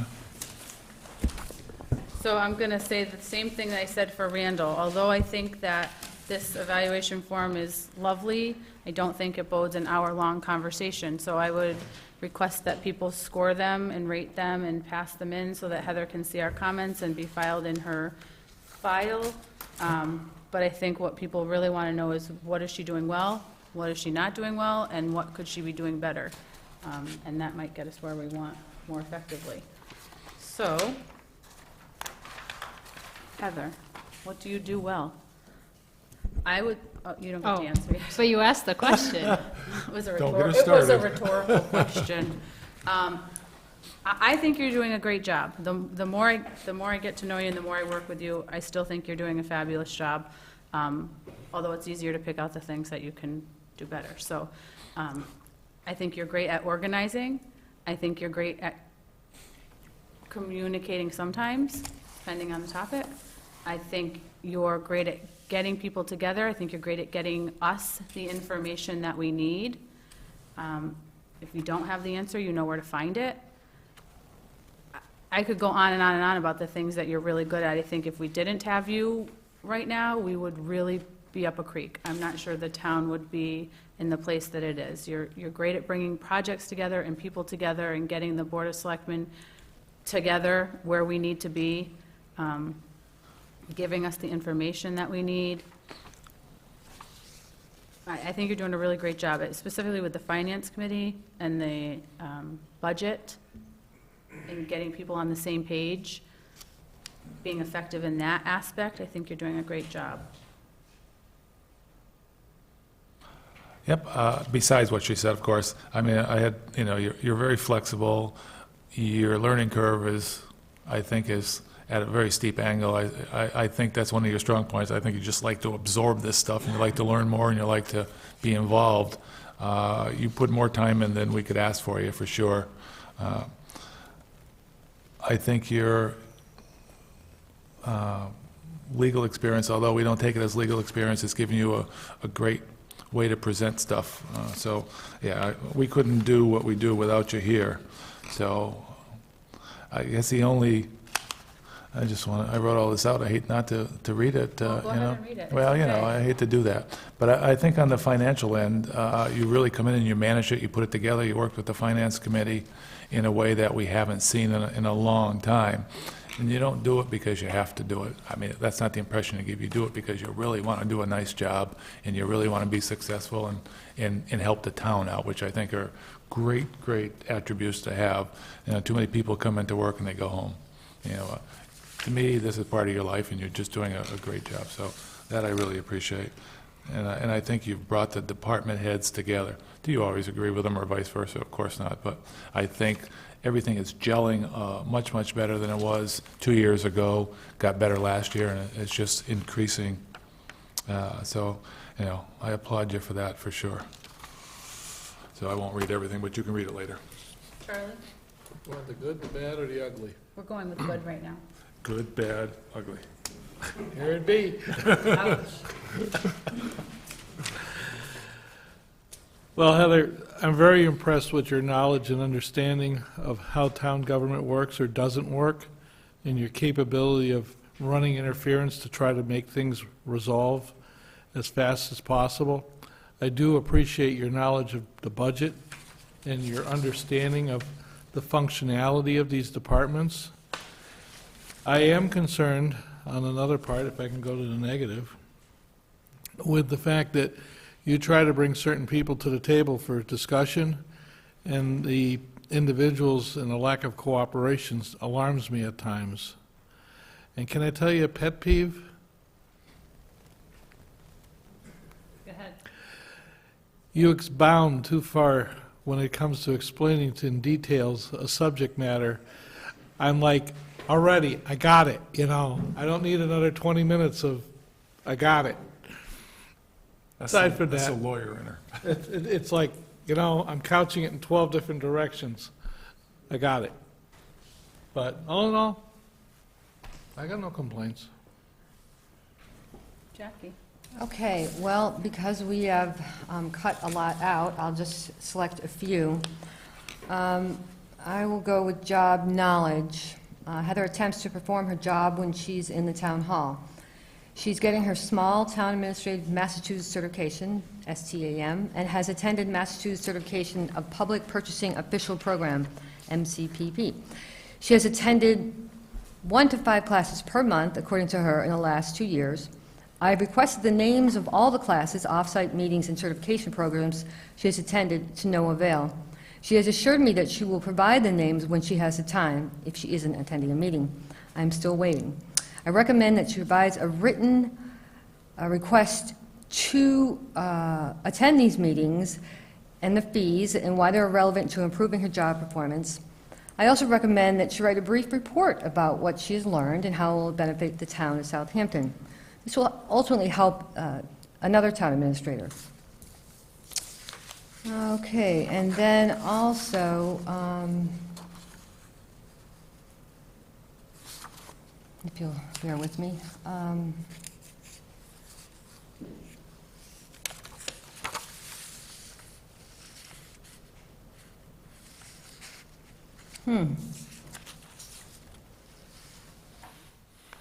Okay, this is problem solving.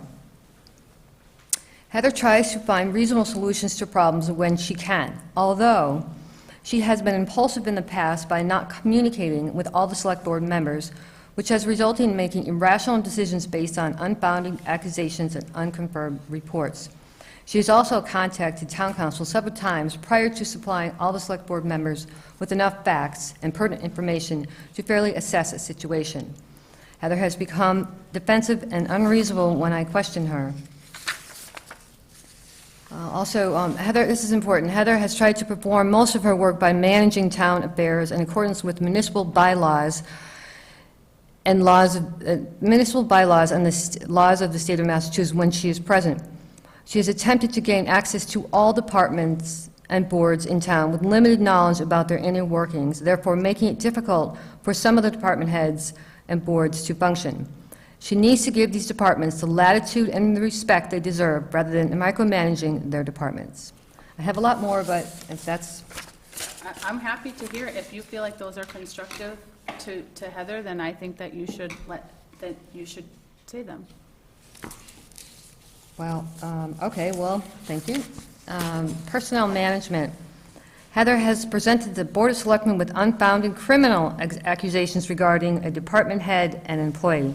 If a department head is accused of an unprofessional behavior, an emergency Board of Selectmen meeting should be held where all board members are present. If a town employee is being questioned, it should be done by the boards prior to presenting the information to the Board of Selectmen. The Select Board should conduct a thorough investigation prior to contacting town council and should decide if and when any disciplinary action should be rendered.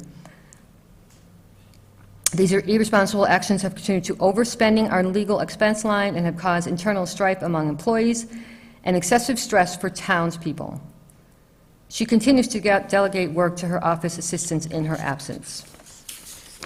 I also have Shannon Cutler had given me her performance review.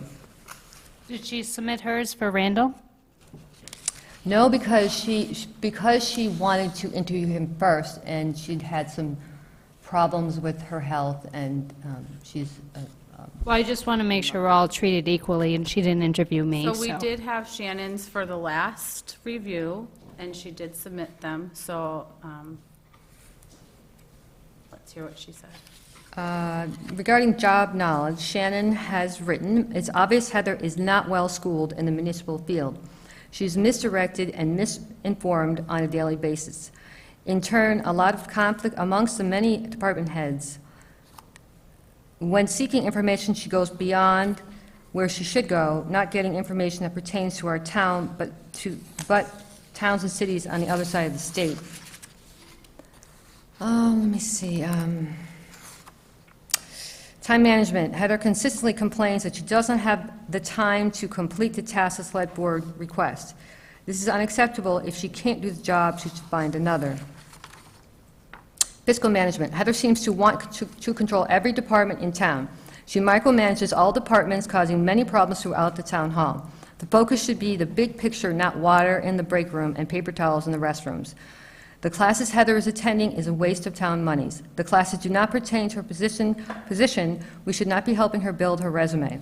If she was vested and looking to stay in Southampton, then we could have better selected classes for her position. And I have not seen any written requests to the select board for approval of these classes.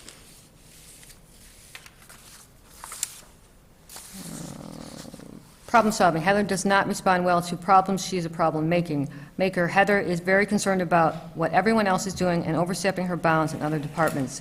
She should focus on her own job and do a better job for the town. You get the general idea. So I How's she feel? appreciate those comments. I think we get a general idea of how Jackie and Heather see our town administrator, I am Heather. how Jackie and Shannon view our town administrator. So let's talk about some of the things you're not doing well, Heather, in case they weren't just covered there. Can I ask a question? Sure.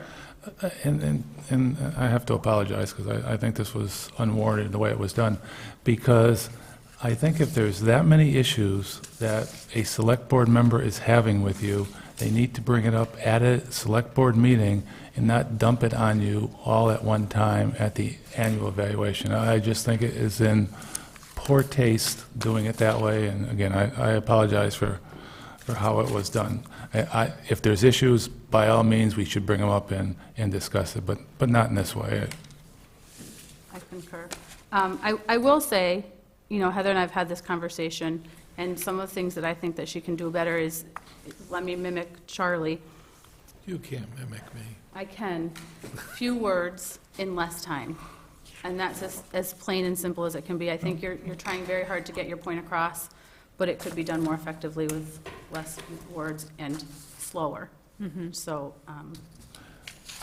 And I didn't get to the negatives, which are very few. And I agree with what they say. It's, that rapid, it's just your personality. We knew that. I was on the hiring committee, and that was one of the small things we said, okay, she's going to have an issue with doing.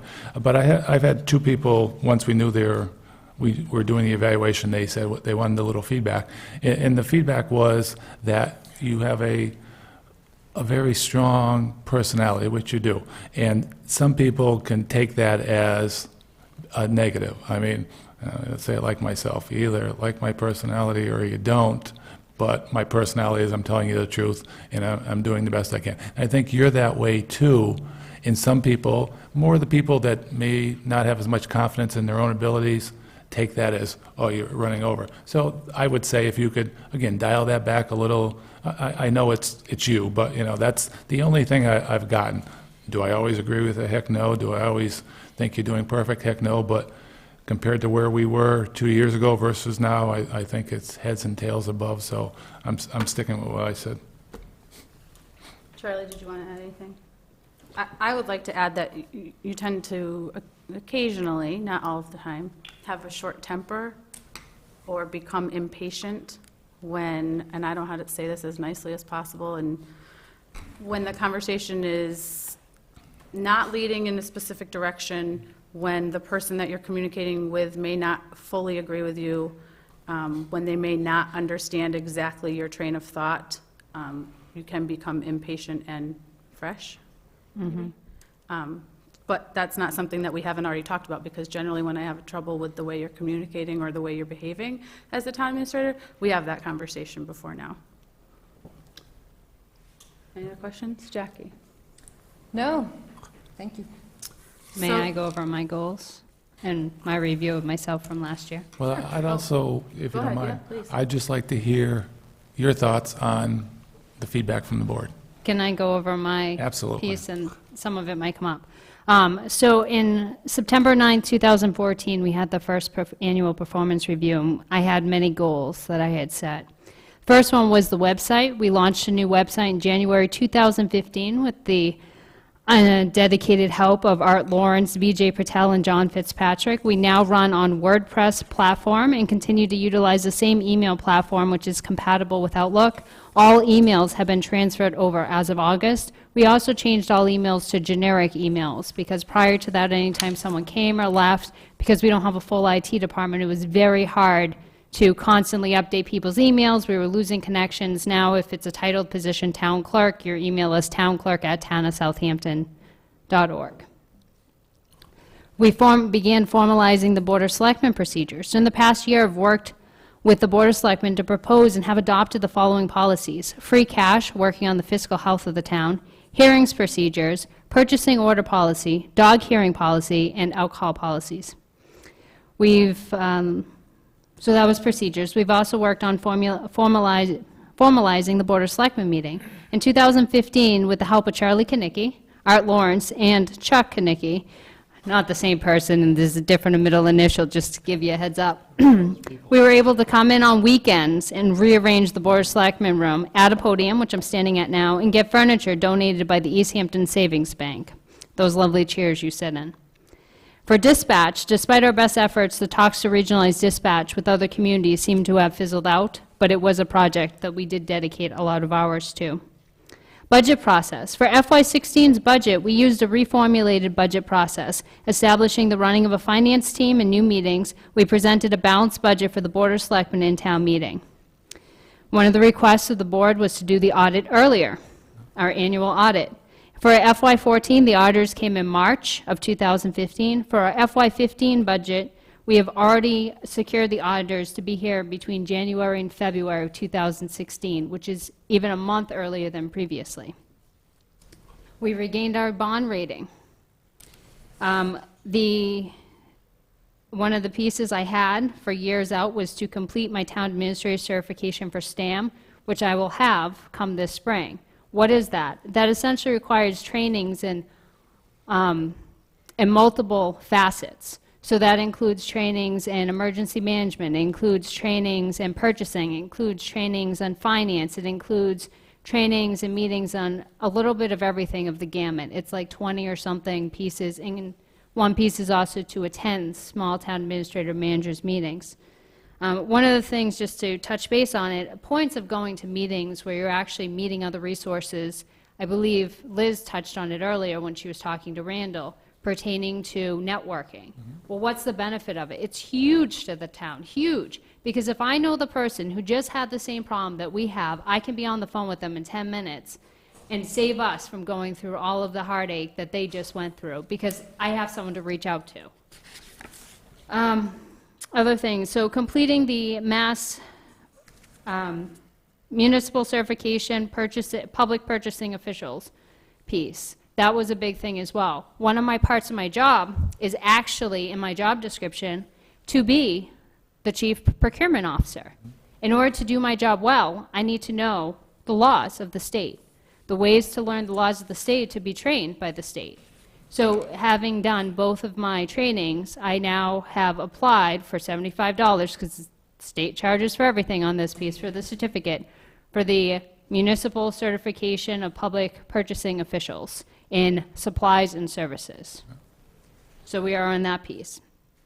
Other projects and updates. So board, committee, and commission meetings. I've established, organized, and held monthly representative board, commission, committee meetings in which boards can receive the same material as department head meetings and have an opportunity to update each other on their works and communicate and share resources. We've spent previous meetings on topics of open meeting law, public records law, different things that would help them, different pieces that they may not know, and sharing resources is very helpful for them all. Capital Improvement Committee, I helped the Capital Improvement Committee get established and rerunning. If you remember when I got here, we had been cited by the auditors because there was no Capital Improvement Committee, yet our bylaws referred to it. So having recruited people to get on the Capital Improvement Committee, sitting with them for how many meetings? until they were getting rolling, getting them all the documents and materials they needed for templates, and working with them even this year to redraft them. I was very much involved. Bylaw Committee recommended to the Board of Selectmen for the adoption and working with the committee on redoing the town's bylaws, which we have identified as a huge issue. Code Red is another thing. So the fire chief was kind enough a couple years ago to apply for the EMPG grant and got the funding that we could support Code Red. Code Red is our emergency reverse 911 system. That is pretty phenomenal. We pay an annual fee to it, and we can use it as a communication tool for the town. How does it essentially work? Well, we've used it in the past to notify people when the town hall was going to be closed because of a snowstorm, snow emergency procedures, potential openings for evacuation, options for emergency locations. We've also used it in a localized fashion. So if there was a problem, someone lost a dog, we can let neighborhood 1 know. We've communicated with people on Jackie's program in order to get folks to know on their street that there'll be a meeting for their emergency group for the CMAP piece with Sergeant Illingsworth. So we've utilized that as well for that piece. We've also utilized it for water, and we recently began discussions today with the water department, finding other ways to use it for broken water mains and the like.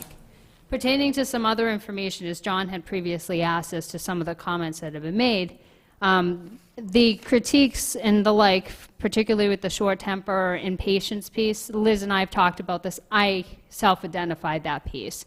It's nothing, you know, that someone needs to point out. I'm usually pretty good at self-identifying and trying to work on problems.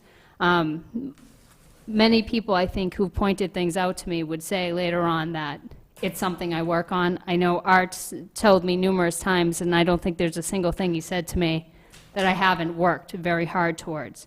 As far as meetings go, it's up to the board how educated they want their town administrator. I would want the person who's representing the town and working for the town to know what they're doing in their job. My job isn't as simple as being the town administrator.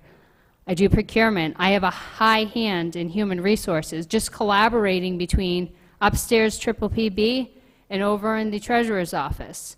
We have to make sure we know what's going on with insurance, because I do general insurance, workman's comp insurance, police and fire. That goes through my office.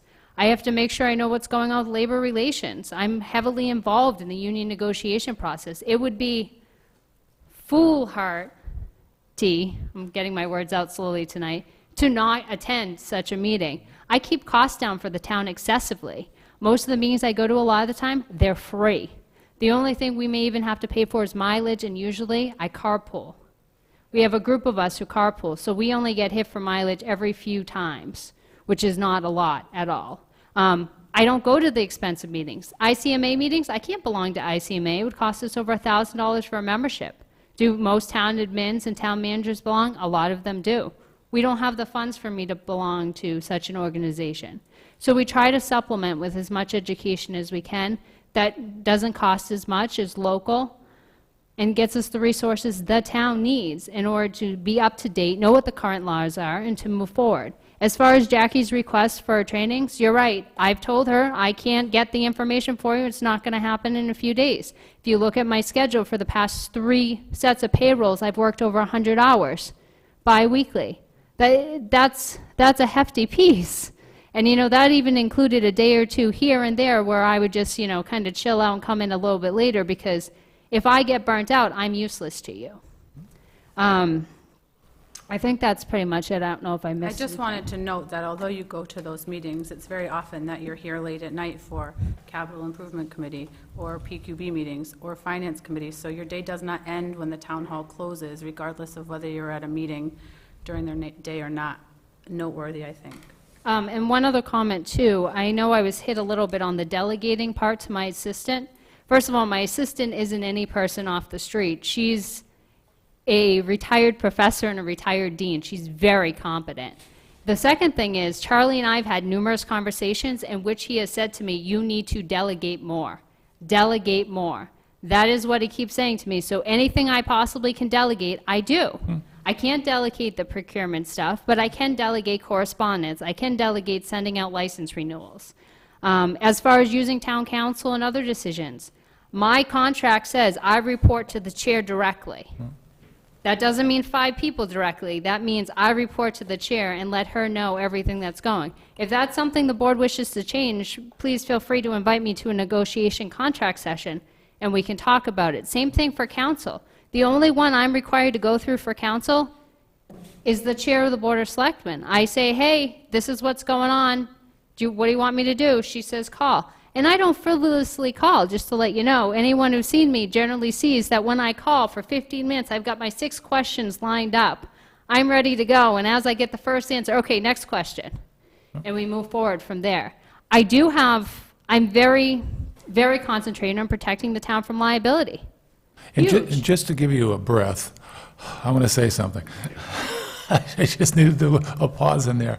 And what was brought up about you only going to these classes to better yourself, it's not in the interest of the town, I think is totally wrong, because I agree with you 100%. Educate yourself, the MCPPO and the others. The networking is critical, invaluable, and you need to keep doing it. Will it help you in your career? Absolutely, but that's just a normal career path. And at some point in time, you're going to leave, go somewhere else.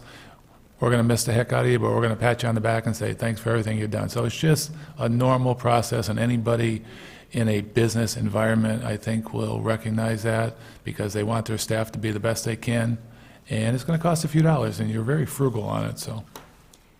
One other thing, too, just to note, I'm not generally in office that has public flowing in like it's going out of style. If I see 1 to 2 residents who aren't on a board, committee, commission, or department during the week walk into my office, that's huge traffic. Most of our piece has to do with phone calls here and there in departments. And even if I'm out of the office, I actually get email on my phone, so people will tell you, I might be at a conference and I'll be responding to 15 emails as we go. The other piece, just to give you an example, I was at an MCPPO conference and we had an issue with the insurance, and I actually was able to work out the issue of the insurance, get the person the help they needed, and correspond to everyone while I was in the conference. So the office doesn't stop just because I'm not here. Everyone knows how to get a hold of me. One of the key things is to make sure you have people who know what they're doing, they know which direction to go on things, and they're competent. When I'm not here for IT, Art is. And Art generally will, fantastic, he'll attack any IT issue first, and then I take a second hit at it if he isn't able to solve it. But my department heads are very resourceful for the most part. They're very able to function on a day-to-day basis. They don't need me holding their hands. I actually take offense to the concept of micromanaging. Generally, the thing I say to departments, if you need my help, I am here. You can ask any of the departments who are in on a regular basis. They come in, they say, I need help. Okay, we stop everything and we do that. I don't seek out projects. I have enough work to do. I don't need additional work. I think there's a misconception between micromanaging and the concept that if you're unsure of the information, you have to verify. If I don't trust a piece of information for whatever reason, say I know the law is different or I suspect that something is inaccurate, my job is to double check. You wouldn't want the wrong information. I just wanted to move forward with some goals Okay. for next year. I apologize, I do not currently have any written up. This is my 4th attempt to print this out. It can be a working document, I think, because there's a lot going on, but that is something that I think that we need to address, is the amount of things that are going on. And so I recognize the fact that you're working hard to do a lot in the time that you have, but it would be helpful for maybe us to have a running list of what are the projects that are happening. So for example, we had talked about cell phones in the past, and we haven't heard about it in a while. We talked about a new phone system, and we haven't heard about it in a while. So are we done with those projects? Are we moving forward with the projects?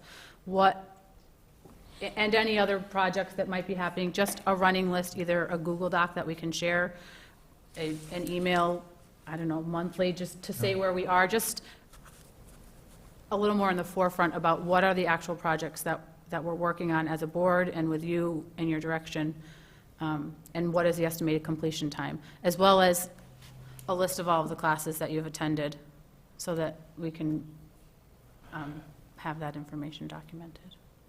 So I don't know if I can provide that. The problem is that it would require me hours on email. Which one can't you require, which one can't you? The list of everything I've taken. The best I can probably come up with is printing out my Outlook calendar for the past couple of years so you can see. But outside of that and printing out an accounting sheet, you know, if I don't document every single course, every single ad hoc meeting, training. Let's start with a roundabout list of the classes by jotting them down from your calendar. Can I comment? I mean, of all the priorities she has, jotting down classes, I think even bringing it up is just not appropriate. John, She's what got are you more. saying? I'm talking right now, please. Oh. You know, if I asked you to do something important, that's one thing. But if it's a list of classes, I think this information is useless in the context of serving the town in your job. You've got so many priorities. I don't think we should put the baggage on you of requests that just have no use. Yeah, I'd like to know when you get a chance, but you may not get a chance for 6, 8 months. But I'm not going to bring it up and berate you because you haven't provided me a list of the classes. I think we need to be more reasonable and more professional. She's a town administrator. We're paying her to do the job. We're not going to micromanage you, and I don't think you micromanage anybody else. Are you perfect? No. She but does she's- email us when she's going to be Yeah, out. oh, okay? So I we get, do know. I get plenty of correspondence, emails on what's going on, so I don't have a lack of that. But let's continue doing the things that are important and not do the things that we have a petty interest in or gripe. I'm sorry, but, you know. Just to let you know, on all the courses, every other week, I do a town administrator's report. And I cover everything I've done for 2 weeks, class you've including done, too. anything that's Yeah. coming up. So I've kept the board apprised constantly. Just touching on the budget piece, I'm not required to tell you every training I'm taking as far as that goes, because that would be you micromanaging my administrative Absolutely. day-to-day piece. Excuse me, However, excuse me. No, wait. Time out, it's my meeting. Just let her finish But talking and then I will call on I am you. supposed to be able to talk too. Okay, She's so talked we're for a not long gonna time, inter- He's talked, everybody's talked. I should be able to say something. You should, and- You were touching on everything that I've said, and I would like to say something. Okay, I would like to hear Heather finish speaking first. I lost my train of thought, I'm sorry. Jackie. We should know where she is and We what do. she's doing. We do. So Asking for a report is not, she sends Unreasonable. emails, she sends I get- texts, she gives it You to us should in a not- town administrator report. If you're asking her not to micromanage every department, then why are we asking her to justify every minute of her day? I'm not asking her to justify every minute, but if she leaves the premises and she's not here, we need to know why and But we what she's do. doing. I haven't seen a report. There's not a report, there's an email that goes to us. There's a text that goes to us. There's a town administrator report that says, I'm going to this, or I've been to here. If we know it, then why don't you know it? Oh, okay, it's my fault. Okay, whatever. So, and just one more thing, too. Again, going back to my contract, I'm required to report to the chair and let the chair know when I'm in and when I'm out. Liz, do you feel I do an okay job communicating to say I'm coming in at 10 o'clock, I knew or? at 7 a.m. that you wouldn't be here till 10 o'clock. And I don't want to know that, thank you. Well, it seems to, you know, I think one thing I've even tried, and if the board wishes for me to do this, I can continue. A couple weeks ago or a couple months, I've tried sending emails on Monday, just giving you an update, what's going on. I'm out of the office these days, I'm in the office these days, I'm at this meeting, I have this going on, there's these meetings. I'm good with it. I get plenty of information. Sometimes I get 4, 5, 6 Well, a day. Charlie doesn't like all my correspondence, he'd like me to condense them to one. Can we put together a running list of projects, so I know where we're at with Yeah, some of the that stuff? would- Yeah, and just to let you know, the cell phone thing's resolved. Okay. So it would be just, that the board, your whiteboard that's in your office that lists the running projects, could we have that on Yeah, paper, please? I agree on that. It'd be nice to just put some closure to some of these. Jackie, do you want to go over some of your goals? Nope, I'm good, thank you. Charlie? Well, I know you're moving forward with the bylaws and the cleaning up of the bylaws. You and me sat down and looked at the bylaws and said, oh my God. We also need to start looking at expanding the bylaws to encompass what's going on in reality versus the stuff that's all antiquated. I know you're moving forward with that, but that's something in the coming year that, and I know you and me will be playing tag team with some of that stuff. As for the rest of this, Heather, I don't even know what to say. I mean, I know where you are because you're constantly delegating back to me what should be done. Well, you did tell me to delegate, Charlie. Art's not disagreeing with it either. Too much, I'm Art? just taking the advice I was given. Are there any other questions or concerns regarding Heather's performance evaluation? Is it appropriate? I'm not going there. Okay. All right, thank you very much. You do it. Eval, We have can you pass these down, please? the appointment to the Cultural Council of Lori Valente and Barbara Simborski. And just to let you know, those were added yesterday because we realized we didn't put them on the agenda, and Cultural Council is under a very strict deadline of when they have to approve projects, so we do not lose funding. Do they want to be appointed? Because They want to be Okay, appointed. thank you. So I would accept a motion to appoint Lori Valente and Barbara Simborski to the Cultural Council. So moved. Is there a second? I'll second. Any discussion? All those in favor? Aye. Aye. We have fiscal 17 budget strategies. The board has discussed a zero-based budget for fiscal 17, justifying and detailing all of the costs and expenses, which is something that we had talked about at our last meeting, putting for a finalized budget to the annual town meeting with each department listed, with expenses and wages summarized for voting. So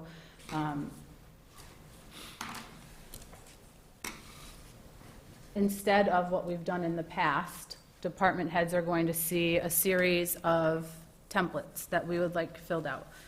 The finance committee would like filled out. So last year during the budget process, they would say, you know, how many employees do you have? How much do they make? It seems at face value and initially to be a lot of extra work. I don't disagree with that. But I think in order to make the budget process more effective going forward, those are pieces of information that we need from department heads in order to budget effectively. So at the Finance Committee today, the meeting, they received templates which can be modified that department heads will get. One thing they're looking for is wages going back to fiscal 14. I didn't think that everybody would have access to all of that information without inundating Donna with questions. And so I've asked Heather to try and get Donna to at least print out, you know, for the police department, the highway department, who's working and what have they made over the past few years to kind of remove some of the legwork from filling out the templates effectively for the finance committee. This is new this year. We're going to use the same format that we have that had a cover sheet and all the information was filled in, but in order to be more in-depth and answer questions more effectively, we're going to start here. I'm not saying it's going to be easy. I think it's going to be time-consuming, and I will publicly say if anybody wants my help filling in the templates in pencil after 2 o'clock and before 3:30, I'm happy to help, because it looks like a lot of work, but I think in the long run it will be helpful. Just to add to that, Liz, I think one thing we called on earlier was the notion that once we have the template in place, moving forward every year, it will get easier and easier. This And initial year will be tough, but they're questions that we ask it every year, and so it'd be helpful to have them. 2 to 3:30, I can help. Okay. We have a public forum policy, which was originally approved by the Board of Selectmen in 2002. I don't have a copy in front of me.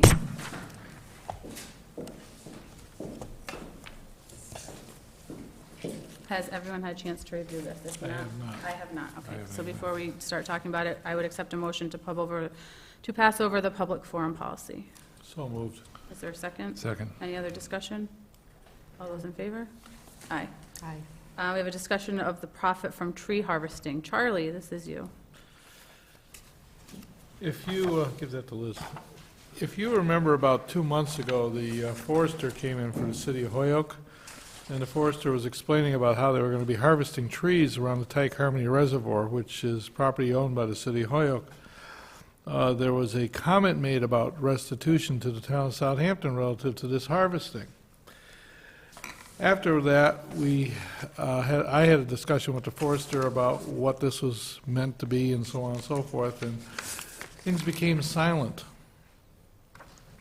So I did some research under Mass General Law, and under General Law, Chapter 59, Section 5D, it actually says, which is a taxation law, most of the law pertains to how the assessor's office assesses these types of properties for taxation, but there's a paragraph in there that says, in addition to tax payments herein before provided, any municipality that owns watershed land located in another municipality shall pay pay annually to the municipality wherein such land is located a stumpage fee equal to 8% of the stumpage value of all forest products cut, therefore, and harvested, basically.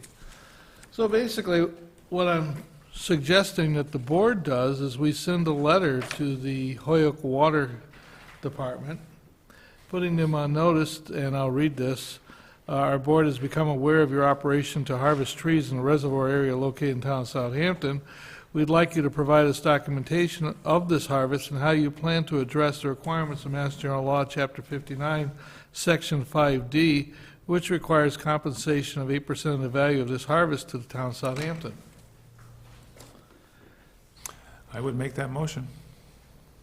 I think it's a great idea. Someone like to second that motion for discussion? Okay, I'll second it. I think it's an opportunity, these are the type of opportunities we need to start looking for to generate more income, and we've missed it for all these years, and kudos to you for finding it. It's interesting, I met with other different water commissions of different cities and towns, and everyone kept denying it existed.